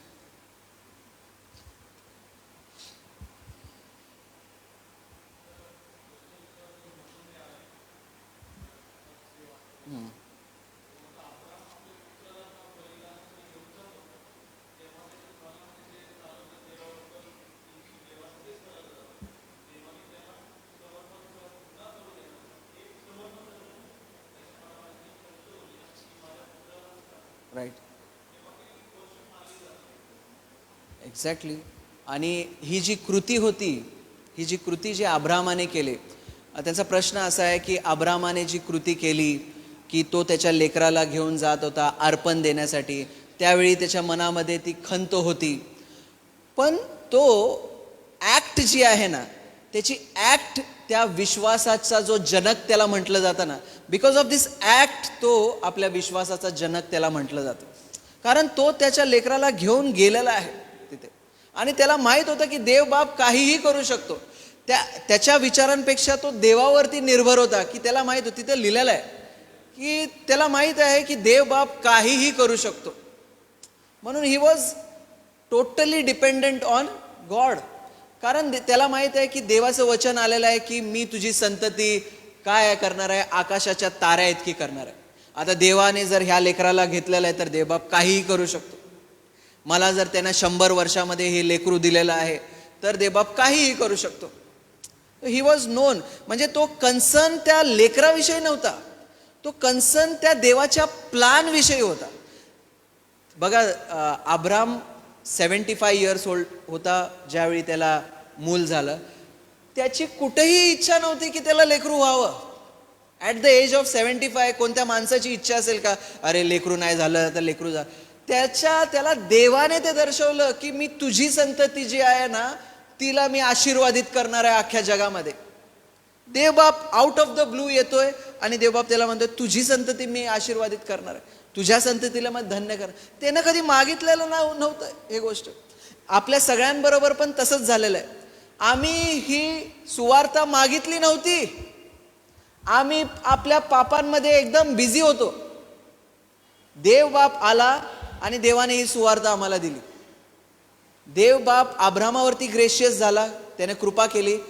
देव बाप आज आमच्यावरती देखील कृपा करत आहे की आम्हाला ही सुवार्ता देवबाप सांगत आहे. आम्ही कुणीही इच्छा धरली नव्हती या सुवार्तेची, देव बाप ती कृपा करत आहे की आम्हाला ही खरी सुवार्ता कळत आहे. राईट. काय प्रश्न?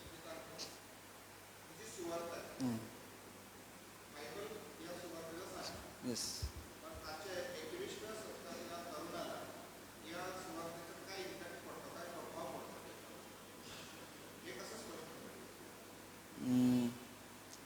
अच्छा, बरोबर. हे बिब्लिकल झालं. त्याच्यावरती काय प्रभाव पडतो खऱ्या अर्थाने, म्हणजे आता हा एक प्रश्न आलेला आहे. ओके,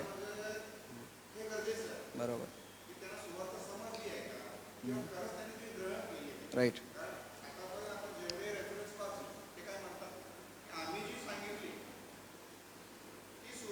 बरोबर, ती सुवार्ता.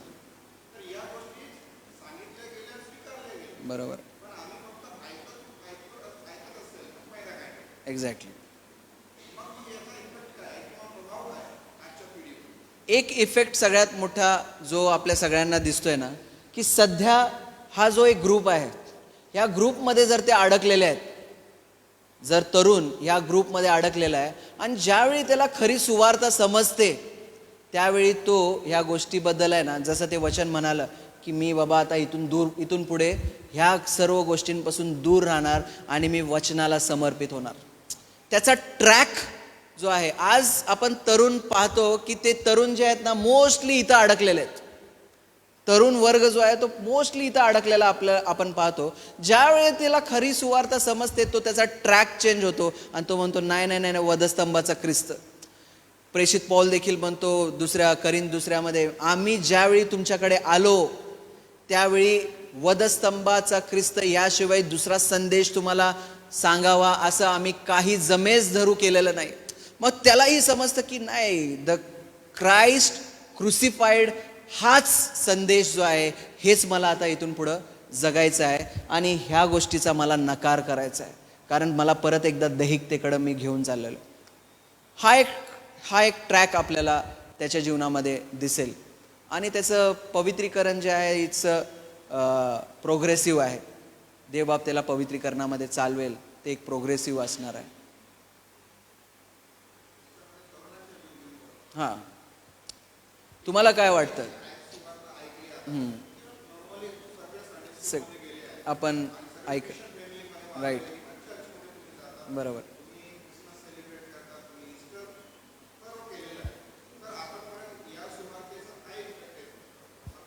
ओके, तुम्ही काहीतरी बोला. काय इम्पॅक्ट आहे तुमच्यावरती सुवार्तेचा? म्हणजे ही जी सुवार्ता ही तुम्ही आज पहिल्यांदा ऐकलं असं नाहीये. हे पहिल्यांदा ऐकलं असं नाही. तुम्ही कृपेविषयी ऐकलंय, मुक्तीविषयी ऐकलंय, खंडणी भरून कृपा, क्षमा, जिवंत आध्यात्मिक केलंय, नीतिमत्व दिलंय, पवित्र, तारणदाय विश्वास, हे सगळे हे विषय आम्ही ऐकलेले आहेत. ह्याचा इम्पॅक्ट काय झाला असं पाळक साहेबांचा प्रश्न आहे तुमच्या सगळ्यांसाठी. काय इम्पॅक्ट झालेला आहे? हे सगळं ऐकून आम्ही परत एकदा तिकडेच गेलेलो आहे का? किंवा आम्ही परत एकदा जगातच गेलेलो आहे का? जर जगात गेलेलो आहे तर अजूनपर्यंत तो इम्पॅक्ट आमच्यावरती झालेला नाहीये. किंवा ह्या अन्य गोष्टींकडे आम्ही वळलेलो आहे तर खऱ्या सुवार्तेचा इम्पॅक्ट आमच्यावरती झालेला नाहीये. स्पष्ट आहे.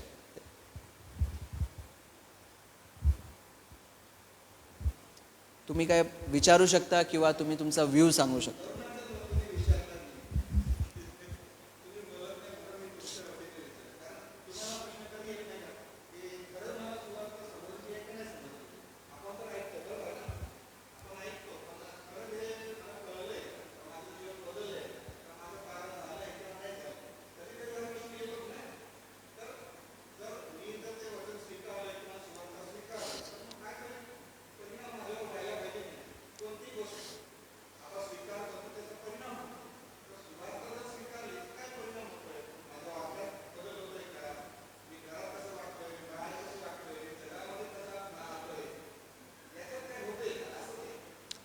तुमच्या जीवनामध्ये काही बदलाव घडलेला आहे का? जर ही सुवार्ता तुम्हाला मिळालेली आहे.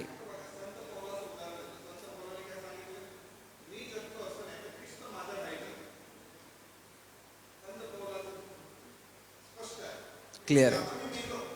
बरं, पण आता मी आता पापासाठी मरण पावलेलो आहे. आता जगतोय तो मी नाही, पण ख्रिस्त माझ्या ठाई जगतो.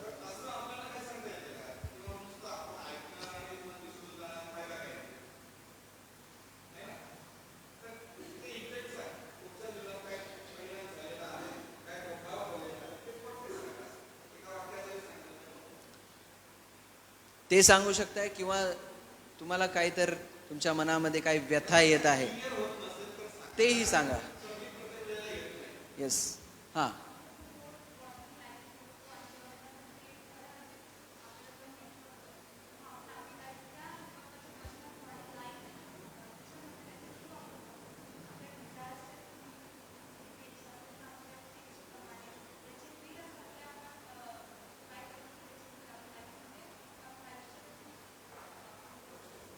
बरोबर.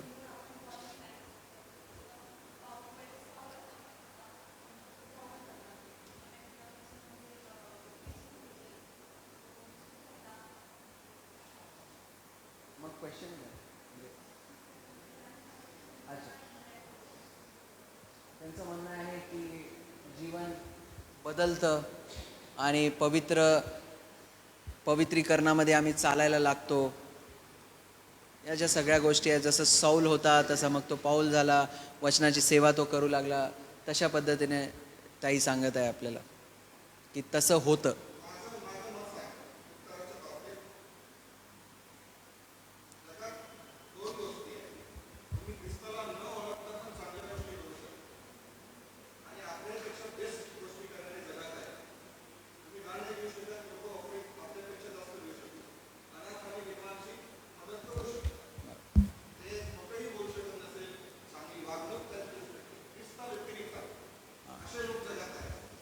तर आपल्याला जर सुवार्ता कळते तर मग त्याचा इम्पॅक्ट विचारत आहे. कारण मला चांगलं करायचं एवढं करून नाही चालत. आपल्याला ख्रिस्त पाहिजे, आपल्याला वचन पाहिजे. कारण मला चांगलं करायचं म्हणजे त्या वेळेपर्यंत मी चांगलं करेल आणि त्याच्यानंतर मला जर होत नसेल तर मी कुठेतरी चुकेल. ही गोष्ट जर वारंवार घडत असेल तर मला ते चेक करणं गरजेचं आहे की मी नेमका कोणत्या ट्रॅकवर आहे. कारण आपण पुष्कळ वेळा चांगलं करतो मी असं म्हणतो, पण वेळ आली की लगेच कुठेतरी चुकतं आणि कुठेतरी भटकतो मी, अरे मला चुकलो असं वाटतं. आणि मग लगेच आपण परत एखाद वेळेला प्रेयर करतो आणि असं वाटतं की माझे पापाची क्षमा झाली आहे. पण ते पण मी कन्फर्म करून घेतलेलं आहे किंवा मी स्वतःला सांगून घेतलं आहे की माझ्या पापाची क्षमा झाली. मला कोणी सांगितलं नाही, ना बायबलनी सांगितलं ना देवानी सांगितलं. मी स्वतः स्वयंघोषित क्षमा ज्याला म्हणतो, स्वयंघोषित माझ्या पापांची क्षमा झाली आहे. तर याला आपल्याला डेव्हलप करावं लागेल, सुधारावं लागेल की कुठेतरी पाप क्षमा जे आहे ती एकदाच आहे, ती वारंवार नाही होत. मनुष्य चुकतो आहे ना, मनुष्य चुकणारा प्राणी आहे म्हणतो, तसं चुकतो, पण तो वारंवार पापात पडून नाही राहत ना, असं ते शास्त्र आहे. म्हणून ते सांगितलं. तुमच्या लाईफ मध्ये काय इम्पॅक्ट आहे हा, का इम्पॅक्ट सांगा, सुवार्तेचा इम्पॅक्ट काय आहे असं. म्हणण्याचं कारण उद्देश आहे. तुम्ही बघा, 12 शिष्य म्हणा, पौल म्हणा, सगळे म्हणा, त्यांच्या जीवनात एकदा इम्पॅक्ट पडला ते मागे फिरून गेलेच नाही. ते रक्तसाक्षी झाले नाही ना, मरायला तयार होते, पण ती सुवार्ते सोडायला तयार नव्हते, त्या ख्रिस्ताला सोडायला तयार नव्हते. ना जाणं भविष्यात असं जर कधी घडलं की अरे तुम्हाला चला तुम्ही ख्रिस्ता मागे जाणार आहे, आम्ही तुम्हाला मारतो, मग आम्ही काय सांगणार? आपला इम्पॅक्ट तिथे कामाला येणार का? तो विश्वास तिथे कामाला येणार का? या गोष्टीसाठी हे गरजेचं आहे, म्हणून विचारत आहे.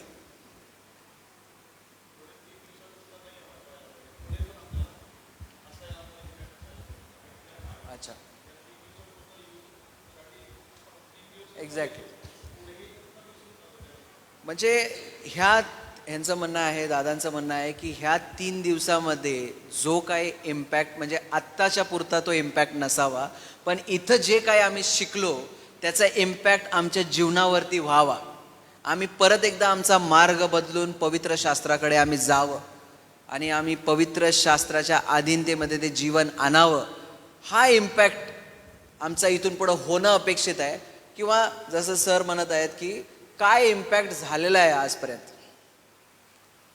हे आहे त्यांचा प्रश्न. किंवा तुम्हाला आता काही गोंधळ जर निर्माण होत आहे, काही प्रश्न निर्माण होत आहे, किंवा ह्या ज्या सगळ्या गोष्टी ऐकलेल्या आहेत त्याबद्दल तुम्हाला काही प्रश्न आहेत, ते देखील तुम्ही सांगण्याचं धाडस करू शकता या ठिकाणी. आपल्या मनातले जे काही संकोच असेल जे तुम्ही काही सांगा. संकोच असेल तुम्ही सांगू शकता, कारण हा वेळ आपण क्लोज करून थोडासा तुमच्यासाठी तो वेळ ठेवलेला आहे, तुम्ही उपयोग करा या कारण वेळेचा. बायबल काय सांगते हे पाळक साहेबांनी ते सांगू राहिले, पण आपल्याला पण ते समजून घेण्यासाठी बोलावं लागेल. तुम्हाला स्पष्ट होतंय हे जे काय आपण शिकत आहोत, ज्या काही सर्व गोष्टी आपण शिकत आहोत आता क्लिअर होत आहेत? जे काही प्रश्न होते आपले, ही जी सुवार्ता, अन्य सुवार्ता, खरी सुवार्ता, कृपा, अन्य भाषा, चमत्कार, ह्या सगळ्या गोष्टी स्पष्ट होत आहेत तुम्हाला?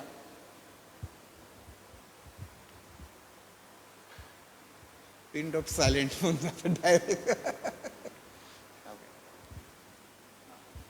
एकच प्रश्न येत असतो फक्त, त्यांना डायरेक्ट आपण पुढे घेऊन घेऊया इकडे. माईक.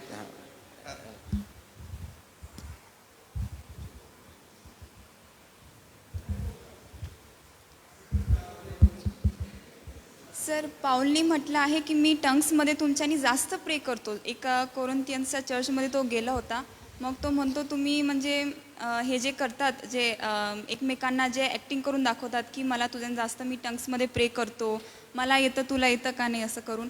मग पाऊल म्हणतो की मी हॅप्पी आहे की मी तुमचा जास्त टंग्समध्ये मी प्रे केलेलं आहे. तर आणि आपण आता वाचलं की it is not for Believers, so Y you was speaking in tongues. आणि इट सेज की त्यांना तो काय स्पष्ट करत आहे, तो त्यांना सांगत आहे येतात.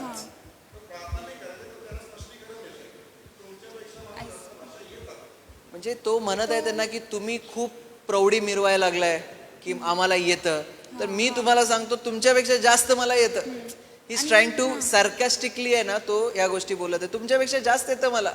कारण देवाने त्याला ज्या पद्धतीचे पत्र पौलाने लिहिलेले आहेत ना, त्याच्यावरून आपल्याला समजून येतं की देवाने त्याला अद्भुत ज्ञान पुरवलेलं आहे. वेगवेगळ्या ठिकाणी देवाने त्याचा उपयोग केलेला आहे आणि त्या जिथे जिथे तो गेलेला आहे तिथे तिथे देवाने त्याला ती क्षमता दिलेली आहे की त्या भाषेमध्ये देखील तो बोलू शकत असणार आहे. त्यामुळे तो बोलत आहे मंडळीला की तुमच्यापेक्षा जास्त मी बोलू शकतोय, तुम्ही काय बोलत आहात. It's like that. But he says I speak more. बरोबर. तर मग स्पीक असं केलेलं आहे, मग हां. तो बोलतो. तो बोलतच आहे ना. तो म्हणजे त्याला ते देवाने ॲबिलिटी दिली की जिथं कुठे तो गेला असेल तिथं तिथं त्याने ते अन्य भाषेमध्ये त्या गोष्टी बोलल्या असतील किंवा देवबापाने त्याच्या कृपेच्या अनुसार त्या गोष्टी त्याला दिल्या असतील.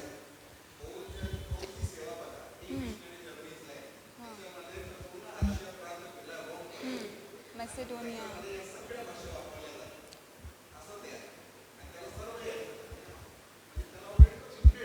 म्हणजे तिथे कुठे असं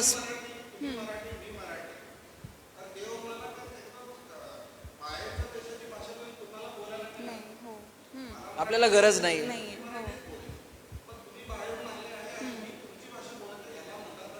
हो. हो. आणि त्याच्यात काय एडिफिकेशन नाही आहे. बायबलनी पण म्हटलंय की जर मी टंग्समध्ये स्पीक करेल तर त्याच्यात काय एडिफिकेशन नाही आहे एक्झॅक्टली. असं. ज्यावेळी एक संदेश देऊ त्याच्यामध्ये आध्यात्मिक उन्नती आहे.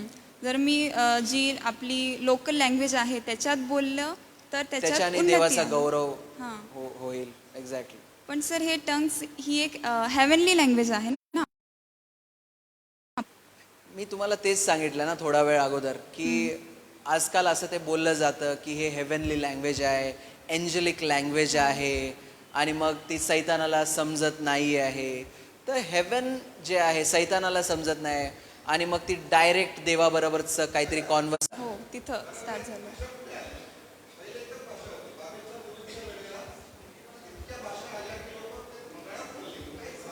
ते काही करू शकले नाही त्याच्या पुढे आणि देवाने त्यांना तो गोंधळ निर्माण केला आणि या अन्य भाषा ह्या ज्या सगळ्या अन्य भाषा आहेत, आपली भाषा पण एक भाषा आहे. इट्स अ टंग. काही लोकांना 10 15 लँग्वेज बोलायचं ॲबिलिटी असतात. हो. They are more gifted. ते शिकतात. म्हणजे हे शिकून येते. सगळ्या भाषा येतात. तर मग तसा कोणता तरी व्यक्ती बोलू शकते तुमच्यापेक्षा जास्त भाषा मला येतात. So it's like that. It's not की म्हणजे मी देवाबरोबर बघा आता इथेच तुमच्याच प्रश्नामध्ये आहे ना त्याचं उत्तर आहे. I can speak more tongues than you. म्हणजे त्याचा अर्थ एक भाषा नाही आहे, 4-5 कितीतरी भाषा आहेत. आणि इथं आपण एक साईडला आपण म्हणतो की मी तुमच्यापेक्षा अधिक भाषा बोलू शकतो आणि दुसरीकडे आपण म्हणतो की ही हेवनली लँग्वेज आहे. म्हणजे हेवनली लँग्वेज जर आहे तर ती एकच भाषा पाहिजे होती. आपलं उत्तर इथेच लपलेलं आहे. It is not about any heavenly language.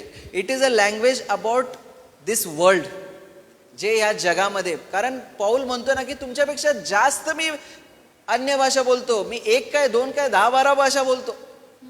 It is not about heavenly language. It is about the language which is spoken on this world. म्हणजे या जगामध्ये बोलल्या जाणाऱ्या भाषांविषयी तो बोलत आहे. कोणत्याही हेवनली लँग्वेजविषयी हा विषयच नाही आहे. आणि असा कोणता विषय नाही आहेत की जिथं आम्हाला हेवनली लँग्वेजमध्ये बोलायची गरज आहे. देवबाप कृपाळू आहे. देवाने ही जी सुवार्थ आम्हाला दिलेली आहे आणि देवाची कृपा आहे की आपल्या मराठी भाषेमध्ये हे पवित्र शास्त्र आज आपल्या सगळ्यांना प्राप्त झालेलं आहे. देवाचा गौरव करण्यासाठी आपल्यासाठी आजची ही मराठी भाषा पुरेशी आहे आपल्याला देवाचा गौरव करण्यासाठी. We don't need any other language. कारण देवबापाने त्याचा गौरव ह्या भाषेच्या द्वारे उपयोग करून केलेला आहे. And sir that tongues comes in the 9 gifts of the Holy spirit ना. मग सर ते आपल्यासाठी नाही का टंग्सचे जे म्हणजे 9 गिफ्ट्स आहे होली स्पिरिटचे. ह्याच्यामध्ये भरपूर सारे इंटरप्रिटेशन्स आहेत. 14व्या अध्यायामध्ये काही गोष्टी संपुष्टात येणार आहेत असं त्या ठिकाणी प्रेषित पौल म्हणतो. काही गोष्टी त्या काळासाठी होत्या, काही गोष्टी ह्या काळासाठी आहेत, काही गोष्टी येणाऱ्या काळासाठी देखील असणार आहेत. तर म्हणजे काही गोष्टी सीज झालेल्या आहेत, काही गोष्टी ऑन गोईंग आहे. जसं प्रेषित पौल 14व्या अध्यायाच्या सुरुवातीलाच म्हणतो की संदेश तुम्ही सांगा, संदेश सांगा. संदेश सांगणाऱ्याने काय होतो, आपण तो जर शास्त्रभाग वाचला 1 कोरिंथचा 14वा अध्याय.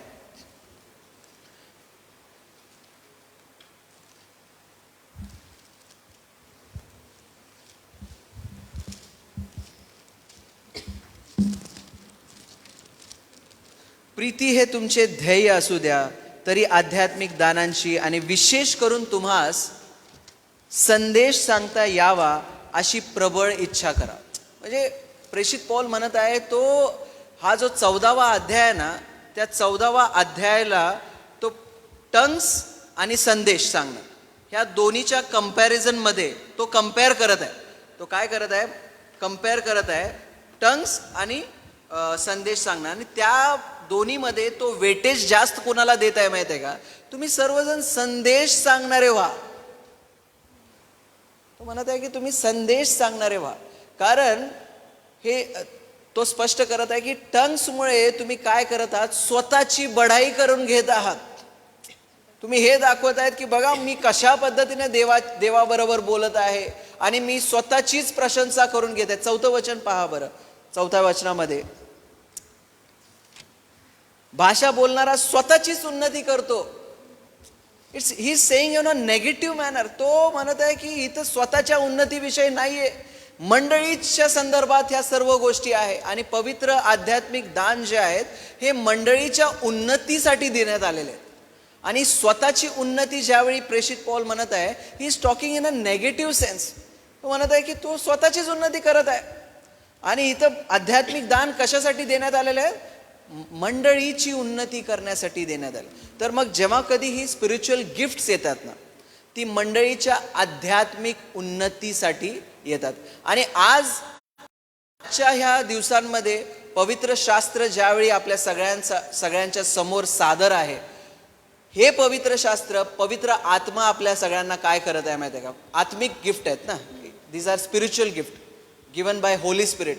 पवित्र आत्माचं सगळ्यात मोठं ध्येय काय माहिती आहे का? तो की he will take you to the truth. तो आम्हाला पूर्ण सत्यात घेऊन जातो. तर पवित्र आत्मा आम्हाला दिलेलाच आहे की आम्ही सर्वजण पूर्ण सत्यामध्ये जाणार आहे. तर he can use a gift. तो त्या दानांचा उपयोग करेल, कोणत्या तरी संदेशाचा उपयोग